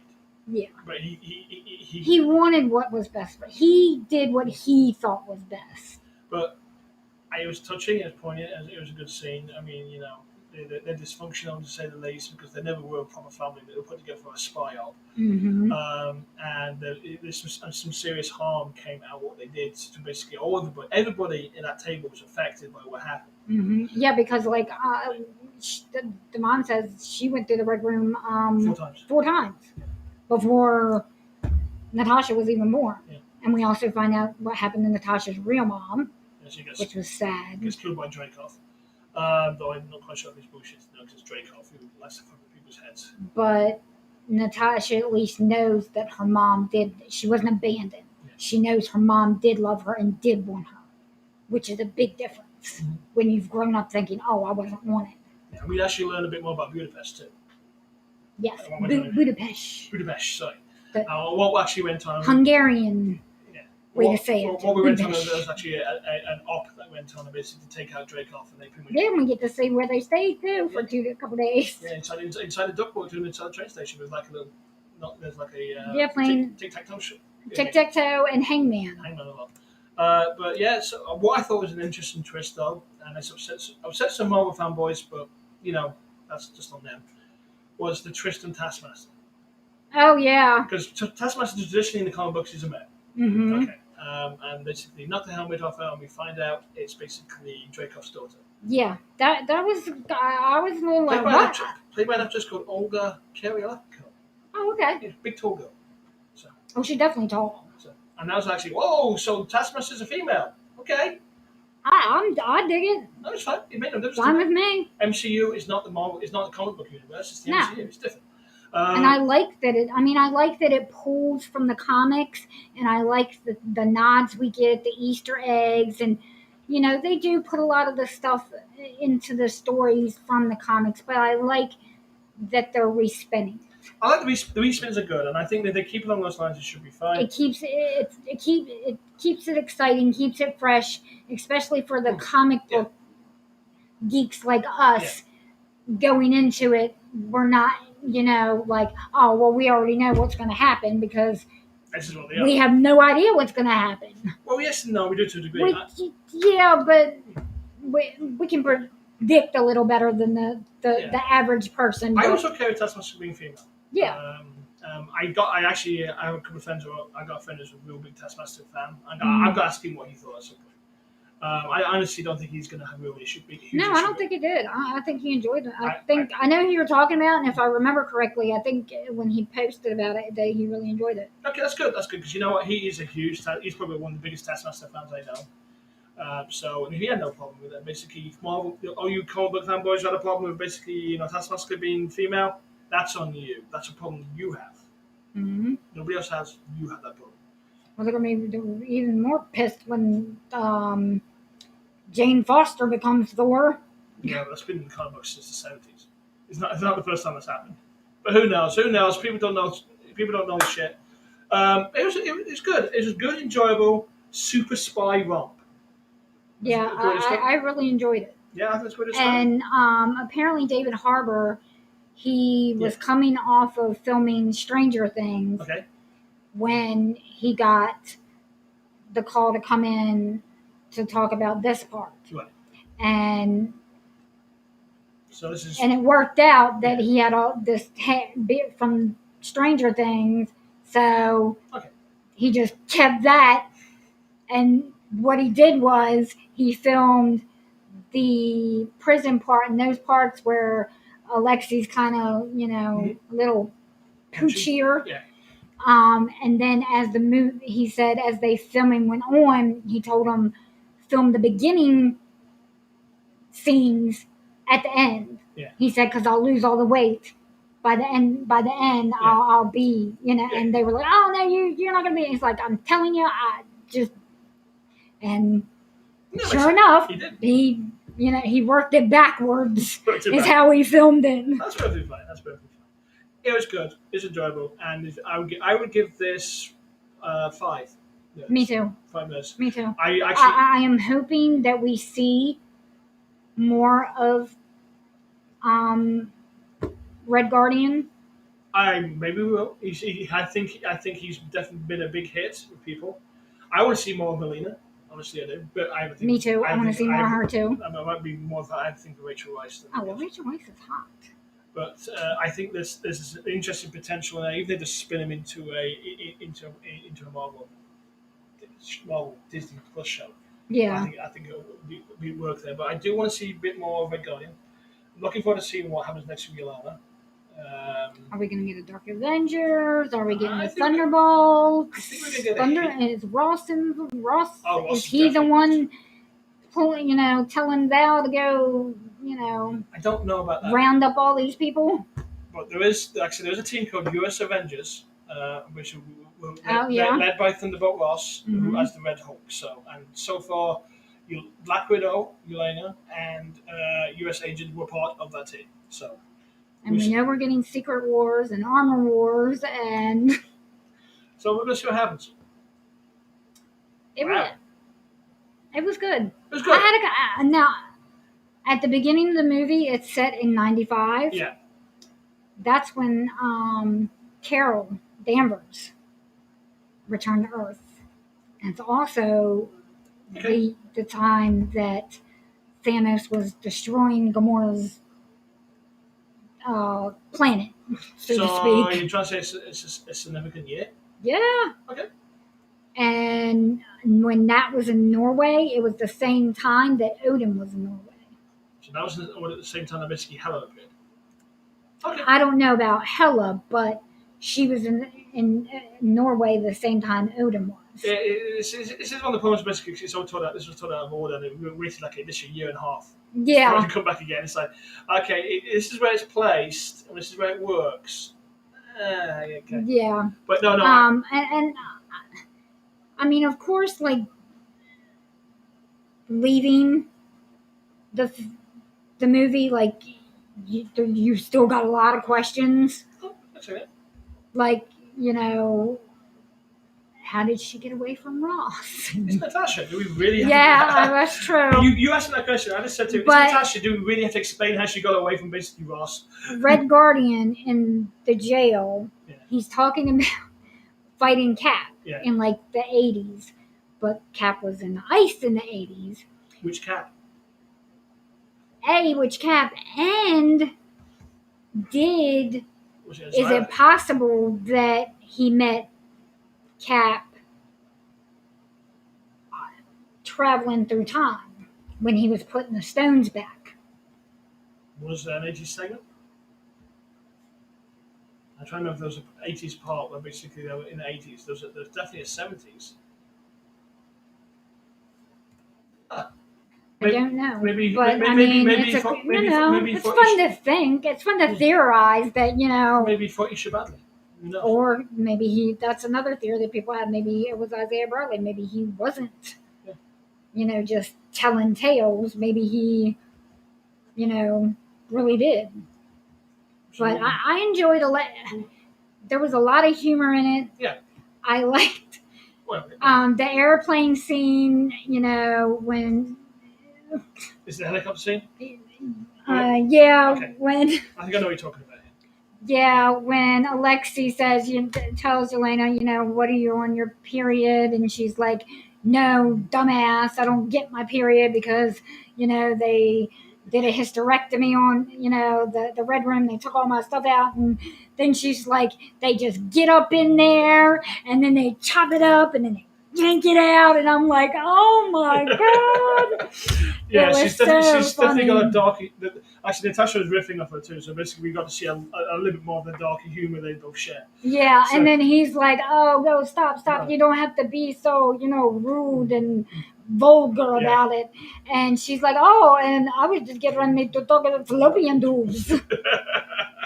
So I'm looking forward to the Lena character a bit more. Me too. Okay. And I like that she's not like she's built like a woman. She's got thighs. She's not stick thin and model type. She looks like a woman. I'm not quite sure you said that because I never thought that the Scott Johansson was stick thin and model type either. But No, but she's tall and thin and she's about a 6 certain from body. Stu, so she's like they're both like 5'6". I don't know. No, I think she's a little bit shorter. Florence. I think she's a little bit shorter well. than Scarlett. It is what it is. But you know what? We've got good times ahead of the shows. We have a fitting farewell to Yes. Natasha Romanoff.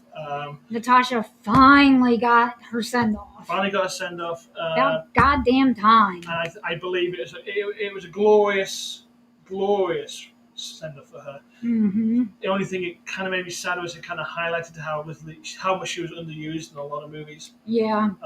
But you know what? We got to see Black Well, Widow. and it also, seeing that and knowing what happens to her later, Yeah. it makes that sacrifice even more. It makes the Endgame sacrifice even more poignant, and actually you see her mindset. Yeah. A bit more. Now you know. I mean, you knew why she was doing it, but now you really have a sense of who she was at that time. Yeah. And what was going through her head and what she had been through in between there before she got to that. Oh, I agree. So I enjoyed it. I want to see more of David Harbour and I think we will. more Florence Pugh and more Rachel Weisz. And I also heard that they're not now Marvel or they're not or the MCU movies. They're not tying the actors down anymore to multiple deals. That could be a mistake, but They're like, I guess the way they're doing it is, they come on and if they're like really excited and about the project and really into the movie and all that, then which I kind of makes sense because there's every actor wants to be in an MCU movie at this point because they make so much goddamn money. Yeah, but if you don't option for them for much movies, you're going to pay a higher price tag for them. But some, don't want to like Matt Damon, for instance, just a cameo. I'd like to be in it just a cameo. Yeah. So you don't want to sign him to a bunch of multi-picture deals because if you're like the star of the movie, though, they probably will option for X amount of movies, so they don't end up basically paying through the roof. Well, I don't think they're option. I think they're doing that later. Is what I'm saying. Like they're not automatically signing them down to multiple movie deals right on the as soon as they hire them. That doesn't sound like a movie practice to me, but okay. So that way, maybe they just want to, one and done. Maybe, but if it's but you also want people. They want because they want people in that are excited about these movies and that want to get into these characters and learn about these characters and read the comics and learn the universe. And not all actors are into all that. I mean, you do have to have a kind of love for this. Okay, cool. I feel like if that's what Mo's going to do, that's what Mo's doing. I think it's a huge mistake in their part because basically, if you don't option the actors for X amount of movies, you end up paying through the roof for those actors. Oh, you want me to come back for basically the second movie? Oh, I'm tripling my paycheck. Yeah, they may have lots of money, but they're not going to burn money. It's just one of those things. Well, they know what they're doing. Well, you know what? I can't say if they're wrong or right because I've never done their job. So I think it's probably they get optioned, but they get really stuff going as well. But we'll see. We shall see. And we basically Black Widow was a good good return to the Marvel Universe. Yes, and if you don't know, if you have Disney Plus and if you buy Oh yeah, Black Widow on Disney Plus on Premier Access. on Premier Access, you now basically own it as long as you have Disney Plus. Yeah, we should say we actually watched Black Widow using Premier Access. Yeah.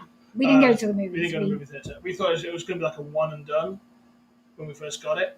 It's like, okay. Yeah, we thought we'd have it for like 24 hours or we could only watch it like so many times, Yeah. but apparently if you get a show with Premier Access on Disney Plus, you own that show now for as long as you've got your Disney Plus subscription. Mm-hmm. Which is basically what we basically did was the equivalent to basically watching it in the theater and buying the DVD. Yeah. That's what we did. Yeah. So I think it was worth the money. I'm not complaining. $30. I know we'll watch it again. Well, I've seen you watch it once already. Yeah. So you've I've already seen it twice. You've already seen it multiple times. But I'm okay with that on Premier Access. I mean, you're not saying, oh, I have to buy a package of like 5 or 6 movies. It's like dipping in out what you want to get, what you want to watch. Mm-hmm. And I've been waiting for basically a studio to have this sort of like distribution package for a long time, because you don't always want to hop to movie theaters. And frankly, right now, it's still not a place I want to be. Yeah, no. Sorry, but it's just the way it is. And it was okay because we got to pause it, rewind it because my son appeared, and so we actually had to stop the movie and rewind and talk to him a little bit. And we got to have bathroom breaks, and yeah, it was nice. It was a nice way of viewing the movie. It was, and we have a big screen TV, so yeah, we got a big fucking TV. Yeah, so really big. So we had a cinematic experience. Yeah. I mean, it wasn't like the same as like Big in a big screen, but it was, it was I enjoyed it. I had no problem with it. I'd happily do that again. Well, we are going to do it again. So, I got a hiccup, excuse me. It's that butter chicken. There we go. So, all in all, Black Widow, but 5 out of 5 nerds. Make sure you're on the screen. I need to, I need to make a little graphic with little nerds with little glasses going across the screen. It's worth your time, guys. It really is. It is. It's a good watch. Right. And now on to Loki. We're on to basically the last segment of the show. Loki. The penultimate. Final episode this week. Final episode drops Wednesday. Yep. We're going to be talking about the penultimate episode 5 of Loki in the upcoming segment. And it's almost close to Loki time. Woo! Thank you for hanging with us so long. As you know, you can basically download this podcast at your favorite podcast show. Just search for the Nick and Gene Show. You can watch the show on altwoodtube.com on our YouTube channel, or watch on facebook.com/altwoodstudios. Excuse me, I'm trying to keep it very brief. I'm supposed to say that because I've actually got a little bit of a hiccup going on. So, let's see if I can get through this entire segment without basically burping, hiccuping every 30 seconds. It's okay. It happens. It happens. It happens. Yeah, so episode 5 of Loki. It's the penultimate episode. Lots of stuff happened. Oh, boy. Lots of stuff happened. Lots of stuff to see. I know we're not going to catch everything. I've got this huge list of stuff here. You've got a huge list I've got a huge list of stuff here. I'll let you go first because my mouth is ready to spit cotton. Really?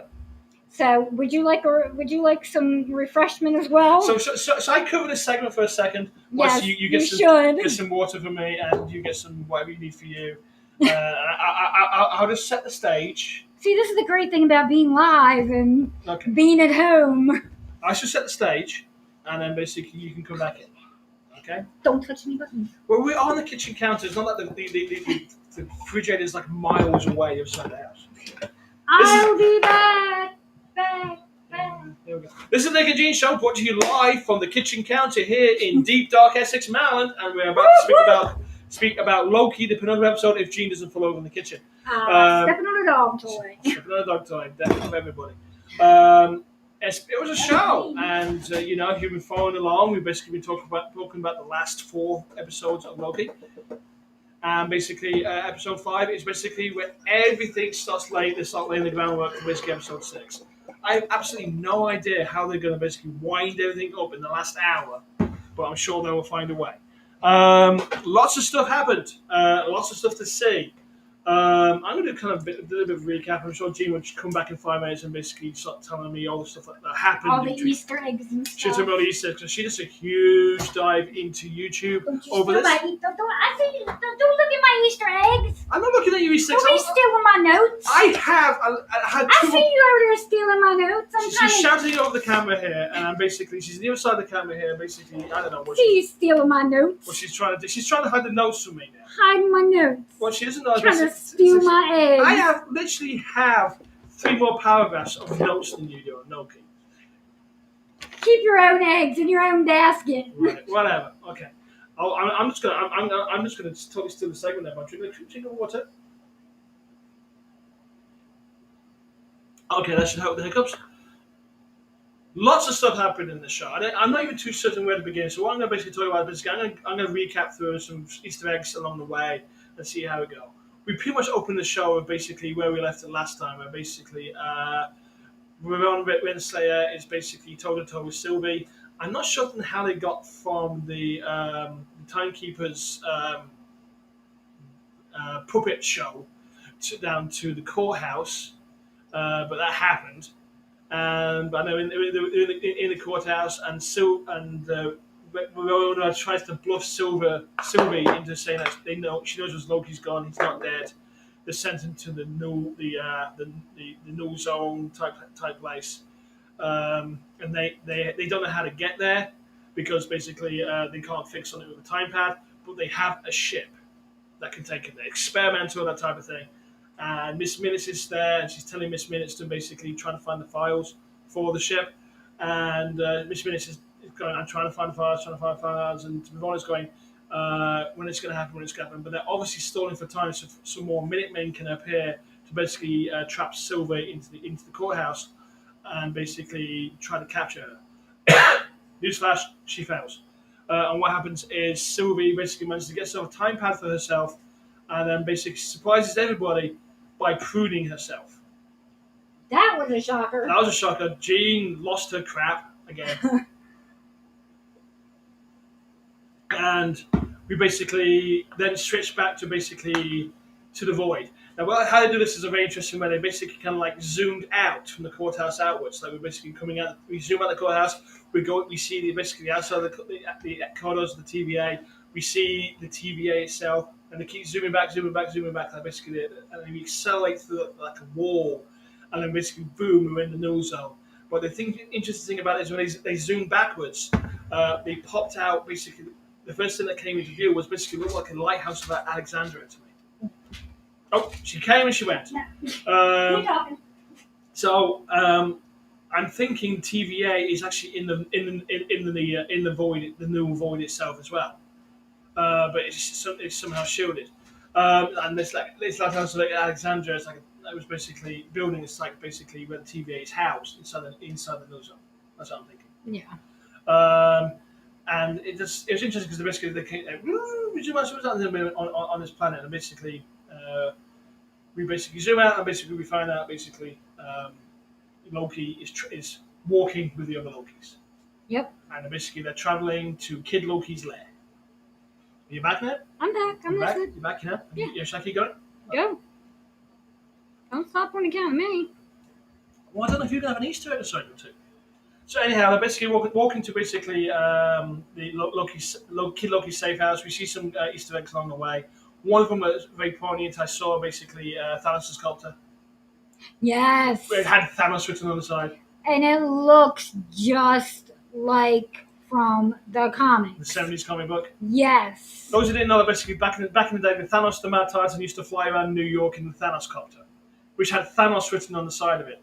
It's a very, very sneaky helicopter, I thought. Mm-hmm. So it's interesting to see that there was a rocket, but I couldn't place what the rocket was for. In the same shot, but it had some connotation somewhere, I guess. Do you know? No. Okay, it was Just a bomb. nobody went. Okay, what is? Was it? Yeah, was just it? a missile. Okay, just Just a a missile. missile. Just hanging around. Yeah. I really love that was a sort of helicopter, and they get to Kid Loki's lair, and they open the hatch to climb down Kid Loki's lair, and they do what I call a cut through, where you basically see they go through the ground to get into the lair, and as they cut through the ground, you start seeing all the stuff that was buried in the ground from all basically the void. The void. There's no Well, void. we know where the TVA's lunch trays now go. Yeah, no TVs, not straight cycle. And basically, the new void is basically a dumping ground for all the matter they disintegrate. They basically cancel that time. They basically transport it to this planet to basically be disposed of by Alothi, Elias. Eliath, who basically is a big cloud of body that goes and eats things that And looks comes just like out of the comics. just out of comics. Thank you. And as they travel through the cut through, first we see Malona, I can't speak today. Mjolnir, the hammer. And oh, cool! It's just a hammer. It's a hammer. And then we see a jar, and then we see straight moving the jar. And this is very. If you blink, you're going to miss it. And you see Throg trying to jump out of the jar, trying to get to the hammer. And Voiced. Throg is basically was voiced by Chris Hemsworth. Yes, it was. Now you can tell everybody about that deleted scene. There is a deleted scene. Apparently, we've Mhm. a few deleted scenes they've shared. One of the deleted scenes was in the theater when Mobius is showing Loki his life. The time theater. Yeah. Okay. He shows him getting his ass kicked by Throg. I would have loved to see that. Like little tiny Throg with his little tiny hammer, But it's just still beating the out of, just kicking the shit out of Loki all over the place. I would love to see that. I would have loved to see that scene. Another scene that got cut. I don't know if it got cut or they just decided, no, we're not going to film that. But they were going to do like when Sylvie and Loki are trying to ensnare Elias to enchant him. Mhm. They were going to have like all the Loki variants come and help. Yeah. But then they thought that would take, while that would be awesome to see, it would have took away from the weight of that scene and that moment but of again, them two finding their strength and they can be strong. frankly, it's very Loki-like to do that. No, yeah. Yeah, but anyhow, so we end up basically in Kid Loki's lair. Okay, which is basically like a giant funhouse bowling rink. I'm thinking. Yeah, Yeah. there's a bowling rink there. There's a bowling lane. And basically in this lair, we basically learn about the other Lokis. And there's a Polybius arcade game in there too. Okay, I didn't see that. So we learn about Alligator Loki. And he really is an alligator to the Loki. Yep, And he's really Loki. And the other Lokis can't really explain it either. They're all just going, just go with it. Yeah. And we learn a bit more about Boastful Loki as well. And we learn basically And why he's called Boastful. Definitely is a bullshitter. Yes. And likes to boast. Likes to boast, whether it's true or not. And then basically we learn about Classic Loki, which is basically by Richard E. Grant. I think Classic Loki actually had the saddest story because basically he's the oldest Loki. Mm-hmm. And he says basically, Loki, Tom Hiddleston's Loki, goes on the big rant about basically how they're destined to die at Thanos' hand. Yeah, and snap their neck. And that sort of thing. He sees that it all ends. And Classic Loki goes, I survived that.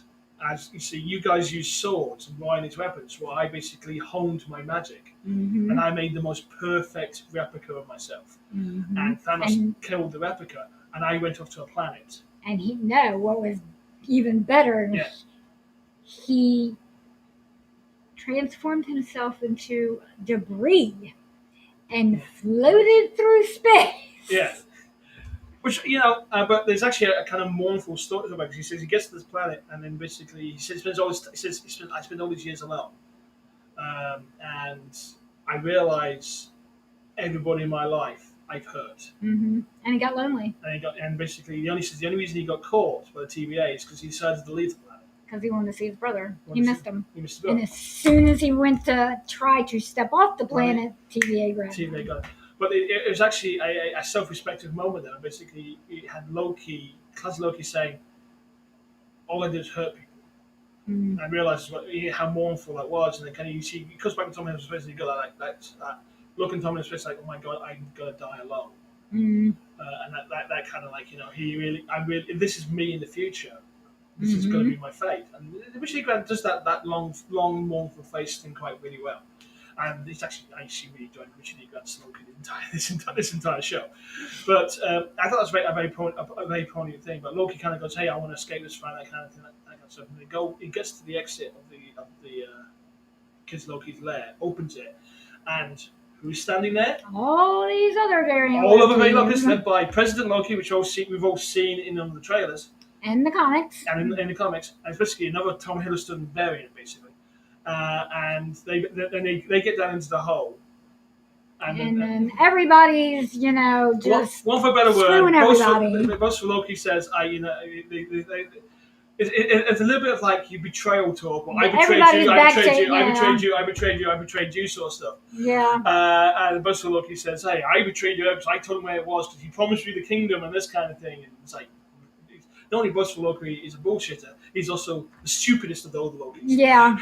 And then basically President Loki he does the old hey type thing, kill him type thing, and all the other Lokis go after him, and they go after each other. Yeah. And it ended up being a really weird fight. And why I say it's really weird is that all the Lokis were fighting each other and trying to hurt each other whilst not trying to hurt themselves. Yeah. it was and really silly. Alligator Loki bites off President Loki's hand, which is hilarious. And then basically, Tom Hiddleston's trying to avoid all the fights and like a really weird, classic Loki. Classic Loki makes duplicates of themselves. And he basically says, "Come on, just follow me." And they walk away. And you cut back and you see classic Loki replicate into the middle of the fight going, "Ha! Hee! Ho! Oh, yeah, that was good. I like that. And you got Richard E. Grant's a real gangly guy. Mm-hmm. He's like 7 foot tall. Yeah. He's got he's got his knees bent a little bit like that. He's going, "Ha! Hee! Ho!" Oh, he was so enjoying that. He was really chewing that up. But they just leave all the Loki variants inside Kid Loki's bunker to basically just do whatever they're going to fight out. I'm going to guess they keep trying to harm each other without trying to harm each other, and eventually just get fed with trying to harm each other and walk away. Probably. They just get tired. Just get tired, basically. So basically, classic Loki, Kid Loki, Alligator Loki, and Loki all escape to the surface. Mm-hmm. Then we go back to the TVA again, right? And we find out Ravonna is interrogating B115. Mm-hmm. And she's trying to find out if B115, through a connection with Sylvie, actually knows what Sylvie wants. And she wants to find out who's running the TVA so she can... B115 says she wants to find out what TVA is. It's obvious. And she's going to find out before you do. When it goes right, because she wants it more. Yeah, no, because she needs it. You want it. She needs it. And she's got a really horrified look, and she basically closes the time cell that B115's in. Yeah. And then basically asks Miss Minutes for the files from the beginning of the organization, like she's trying to find out who actually is the team. Yeah, I don't think she knows. The surprise of it was, I thought she would know. She knew all the secrets, but she doesn't know the secrets. And so Miss Minutes literally knows the secrets. That's interesting. Mm-hmm. Interesting itself. Mm-hmm. And basically, at that point, we cut back to the void, the void planet, and we basically find Sylvie waking up inside a school bus, I think. Yeah, in a nest. in a nest, and which maybe the little dodo peacock looking things. Maybe they did, but I thought it was kind of like a throwback to basically Norse mythology. They have a habit. Loki has a habit of waking up in nests. It's a weird thing. He did give birth to a horse. Yes, but that's not in a nest. But he actually did give birth to a horse. That's perfect. That's perfectly correct. And she basically, the void is coming down, trying to eat her, and she's trying to escape it. And she accidentally touches it for a second, and she gets a flash of a building. Mm-hmm. And then she keeps trying running, and then there's basically a car in the distance flashing its headlights, driving towards her, a pizza truck. And we find out who's driving the car. Mobius. And who cheered? You cheered. Of course I cheer. He's alive! He's alive! Yay! I thought he was actually alive. So basically, she gets into the car of Mobius, and Mobius starts driving away. And they're basically doing a bit of exposition back and forth about what's going on, that kind of thing. She says, we have to go back and basically, I have to go back and enchant the Olaf. And he goes, what? Go back to the thing that we're trying to escape from? So that was actually kind of a fun little banter moment. And they're driving me to escape that. So that was actually that was kind of cool. And then, oh good lord, I'm gonna catch up my notes for 1 second. Loki comes to the decision that he has to basically destroy the Olaf. He wants to try to kill it. And Sylvie, because they meet up. But he's not met Sylvie yet. This is. Oh, he wants to kill. He decides he wants to kill it, and he says, "Can you lead me to the void?" And they start going to where the void is, and they stand on this hill, and they go, "There's the void, there it is." And Loki's got this like, seen how big it is, and it's something you can see something. Actually, maybe it wasn't the best idea I've ever had. Yeah. And then basically his battleship drops out of nowhere, the USS Eldridge drops out of nowhere, and they watch that try to fight off the void, and they get completely decimated and killed. And at that point, you can see Tom's going, no. Yeah. Maybe not. Maybe I'll rethink it. Maybe I'll rethink that. And then Sylvie and Mobius show But then up. basically the car, they see the car come in the distance, and they go, "What could that be?" Well, it's a It car. usually means cannibalistic pirates. Cannibalistic are marauder pirates or marauder cannibals. Yeah. Either way, it was cannibals. Either way, it's cannibals. And they're just casually watching the car come towards them, like they don't give a shit what it really is. But just like, well, what's it going to be? What can it be? And it turns out basically it's Mobius and Sylvie, and they make camp. I guess is the best way to describe it. I think, and Loki and Sylvie have a discussion about things, And funny enough, he says he's cold. Yeah. He's a frost giant. He doesn't get cold. But magic drop that's very small.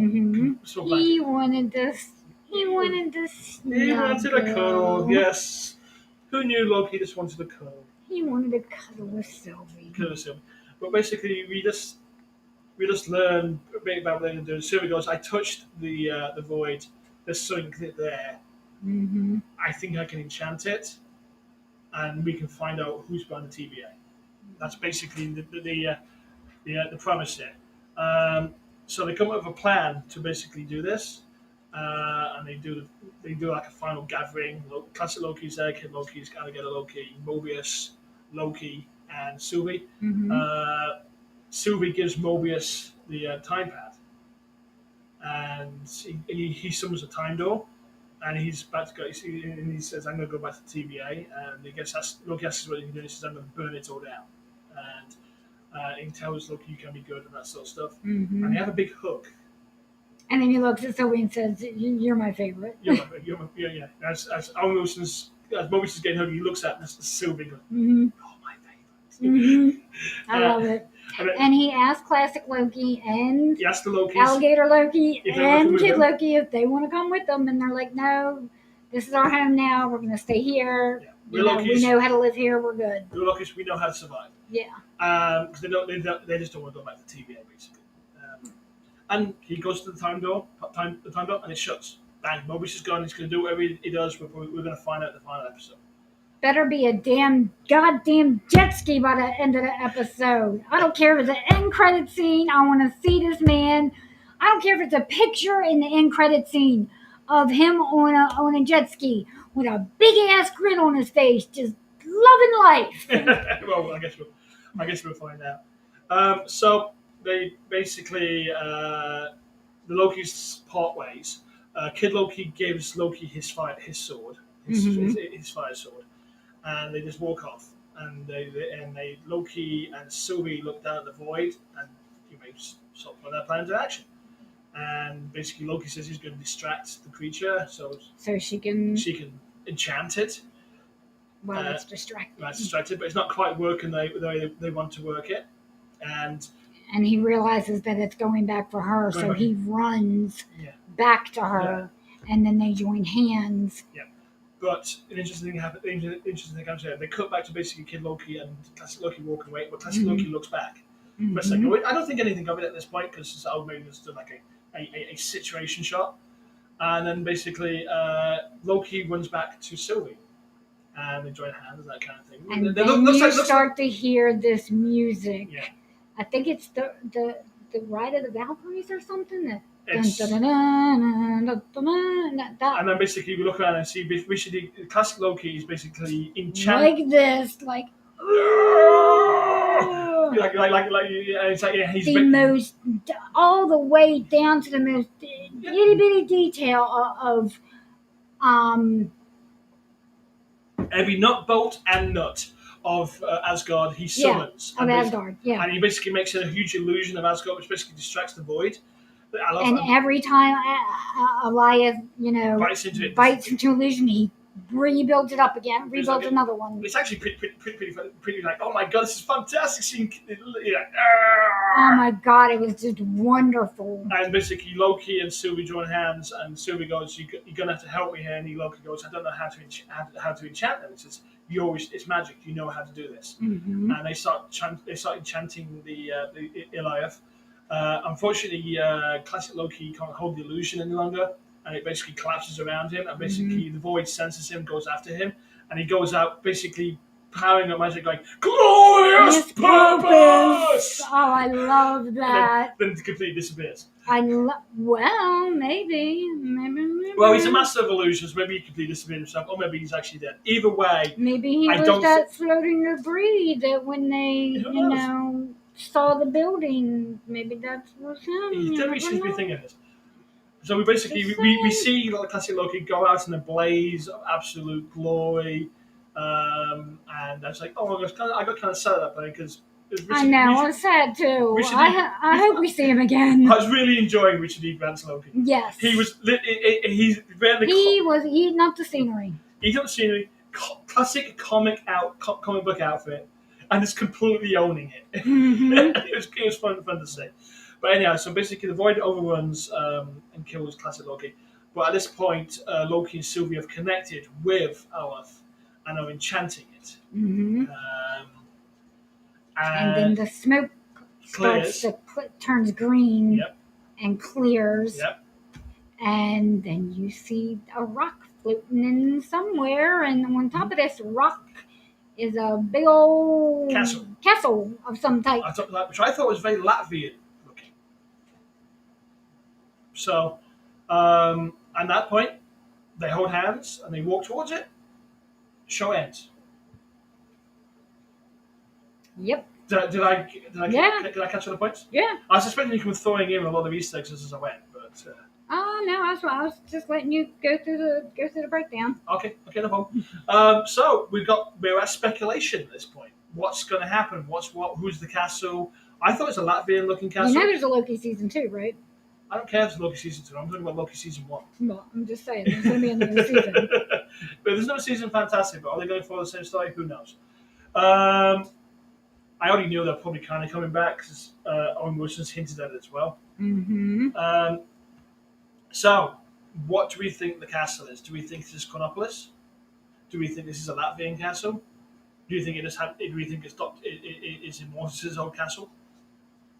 What do you think? You see mine. I see notes. I do see notes, but I'm trying not to base. I'm trying to throw some speculation out there. So, you know who Immortus is, right? Mm-hmm. He's basically the old version of Kang, mm-hmm. and he basically dwells in the castle at the end of time, surrounded by fog. They are at the end of time. The castle is surrounded by fog. Okay? Is this Immortus? It could be.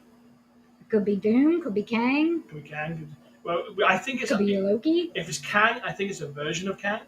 But I think it's the older version of Kang, not the young version. Because Kang has made war against himself many times. Mm. And Immortus has definitely made war against his younger versions. Mm-hmm. In fact, at one point he worked with the Avengers to basically take down himself. Yeah, it's weird, but time does that to you. But here's the thing: most shows reveal the villain in the second act. Yeah, we don't know we still don't know. We still don't know. We thought we knew. We thought we knew, but it's not. And my feeling here is if they bring in Immortus or Kang, there's an emotional disconnect. Yeah. Because nobody knows who they are. I think, and you said it yourself, I think it's Loki. Yeah, I think it is too. I don't think because I think if it's not, then I think making it Loki, it makes sense. Yeah. For what the series is doing and what his story and where he's going, it makes sense for it to be a Loki. Because there's a scene in the trailer where basically he's rising from the throne. Mm-hmm. And I think that's basically Loki and Sylvie are going to walk towards it. And I don't know if it's going to be Loki, the variant, or another variant of Loki. Yeah. Or is this, is it classic Loki? Is he even dead? Loki. No, but I mean, is he even dead? Classic Loki's gone. I think Classic Loki's. I think this is going to be a Tom Hiddleston variant Loki.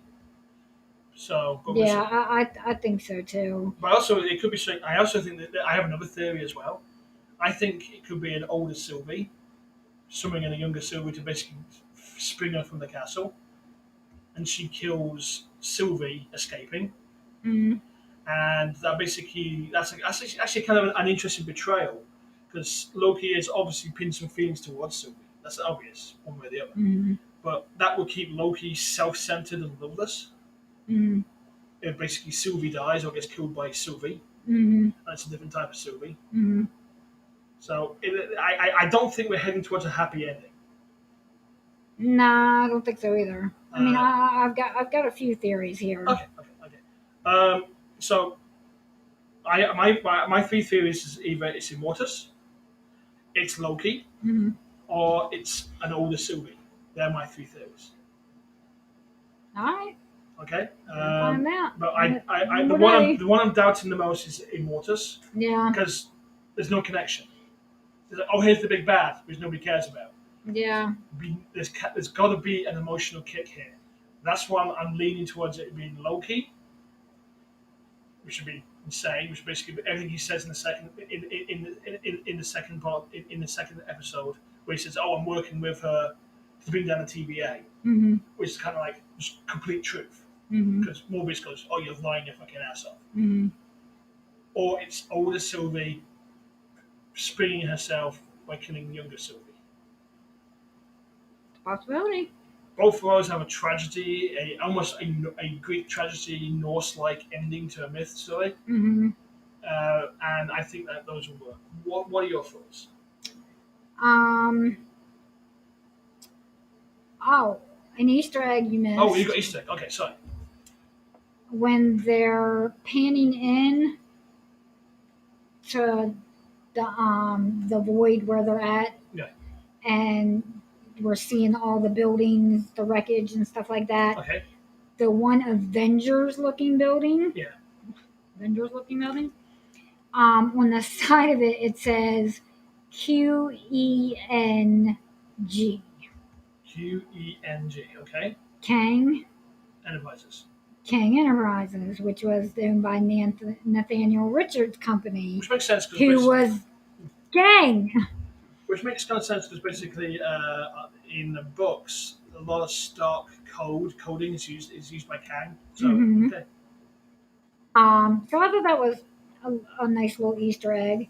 But here's a couple of things. Okay. Elias in the comics rules over the border Mhm. to Kang's empire, so Yeah, but I think they're using. and like I feel like they're getting us ready for the multiverse with Oh, yeah. with showing us all this weird stuff, and um, I hope, I would love to see us. I mean, we're going to Secret Wars, so I would love to see Battle World. Yeah, but That would be amazing. But they got introduced to, so and we don't know who and that's not Yeah, established not yet. Well, I'm saying down the road. Yeah. What they're, I think long term. I think Loki's definitely introducing the thought of multiversing and variants is helping move that idea forward. And classic Loki, he served his glorious purpose, to elevate others, and he did that for Loki and Sylvie. I had enough. Is Kang trapped? Is he maybe manipulating Loki? Has he been manipulating Loki all this time to to release him? The only problem with the Kang, Because all these Nexus events and stuff like that. Yeah.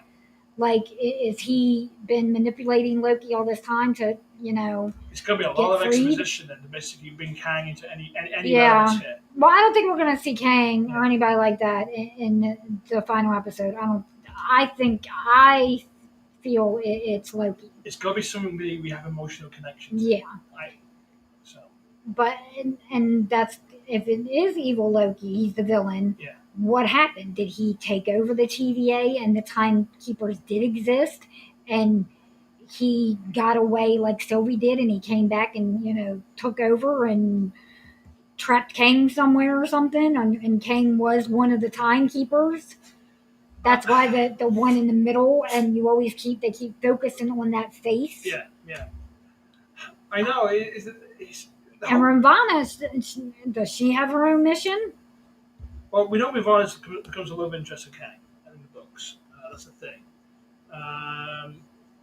I don't know because the biggest issue I have with anything that's Kang related is there's no emotional connection to the character, Yeah, and for him to basically appear now as the big bad, they have to establish why he's the big bad. That means they're going to have to do a huge exposition dump yeah, for us to basically realize, oh my god, this is a bit bad guy. And I think they're definitely going to save him for Quantumania, the Ant-Man thing. I'd love it to be I love it to be Immortus because I can imagine basically the old man and it's at the end of a table drinking some wine as they walk towards. Mm-hmm. I can see that scene in my head, and that makes some kind of sense. Like you don't know who I really am, boy, that sort of thing. But you coming here have freed me to continue my fight, and everything just disappears. Mm-hmm. This will be completely fuck with people's heads. I think I just wrote a script. Sorry, but I honestly think it's going to come down to Loki or Sylvie. Yeah, me too. Uh, And my other question, like Yeah. Miss Minutes, are we gonna? I'd like this. Is she a trapped variant or trapped Loki or a trapped soul of somebody? Maybe. Was that how she was punished? She was made into this AI or something. You know what I mean? Oh, maybe it's just an AI. We'll see. And also, who wants to see Loki Gator fight a Flurkin? Oh, for God's sakes, really? Who would win? Lurking. It's basically it's a walking wormhole. Yeah, that's my guess. I think the Flurkin would win because all I was gonna do is open it, Yeah. eat it. Yeah. Oh, I don't think Loki Gator would stand a chance. I think Loki Death is going to be the new cosplay thing we're going to see a lot I hope there's more Loki Gator. of. So, a couple of things that may or may not happen. If Sylvie survives, we may see her just become the Enchantress and drop the Loki thing altogether. Because seems to basically she wants her own identity. Yeah, So if she gets betrayed by Loki, she may just basically stop being Loki completely.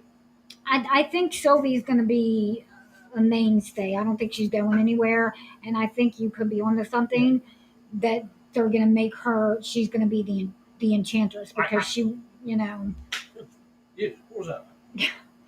Was it bug? Okay, got it. But no, if summer bugs are eating us up.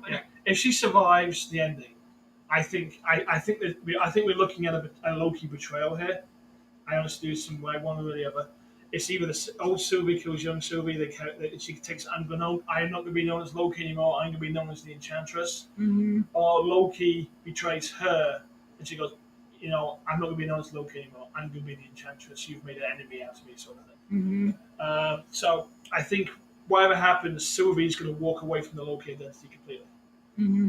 I think there's a good chance that could happen. Yeah, I think that's happened. I think Loki betraying Loki is so Loki it should happen. Yeah. I don't know how that's going to work though, but it's going to mindfuck us whatever happens. I think. Mm-hmm. I honestly would love to see Immortus, but it's just too much of a leap for people to get to. Because we're not even seeing any hints of him. Maybe if they started. We saw like maybe we'll see him later. Maybe if we saw a glimpse behind the puppets, maybe like some, or they linked Ravana to him a bit more. We might see a bit more going on there.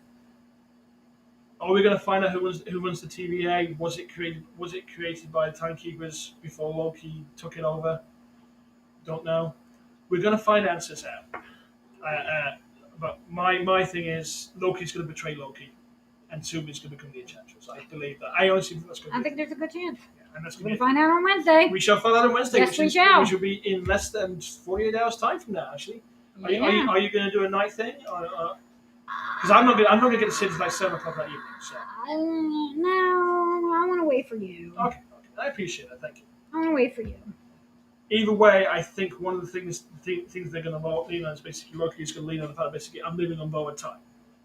So and that's a big thing. And he doesn't want to get to that point when where Thanos snaps his neck. Yeah. So Loki's survive after all. Yes, we do. Well, that's all I got. That's all I got. Wow. Okay. Cool. Yeah. Well, I guess that's pretty much the show. If you enjoyed what you heard, thank you very much. Please follow us.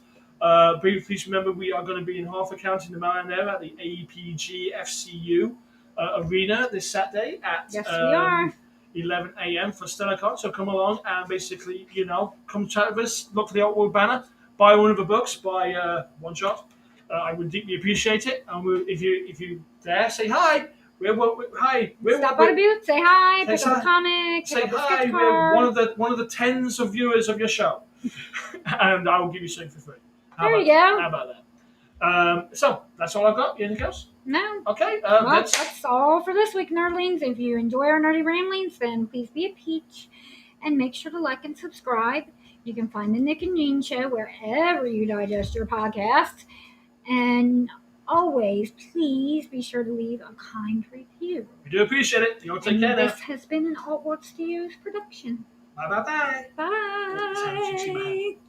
Bye.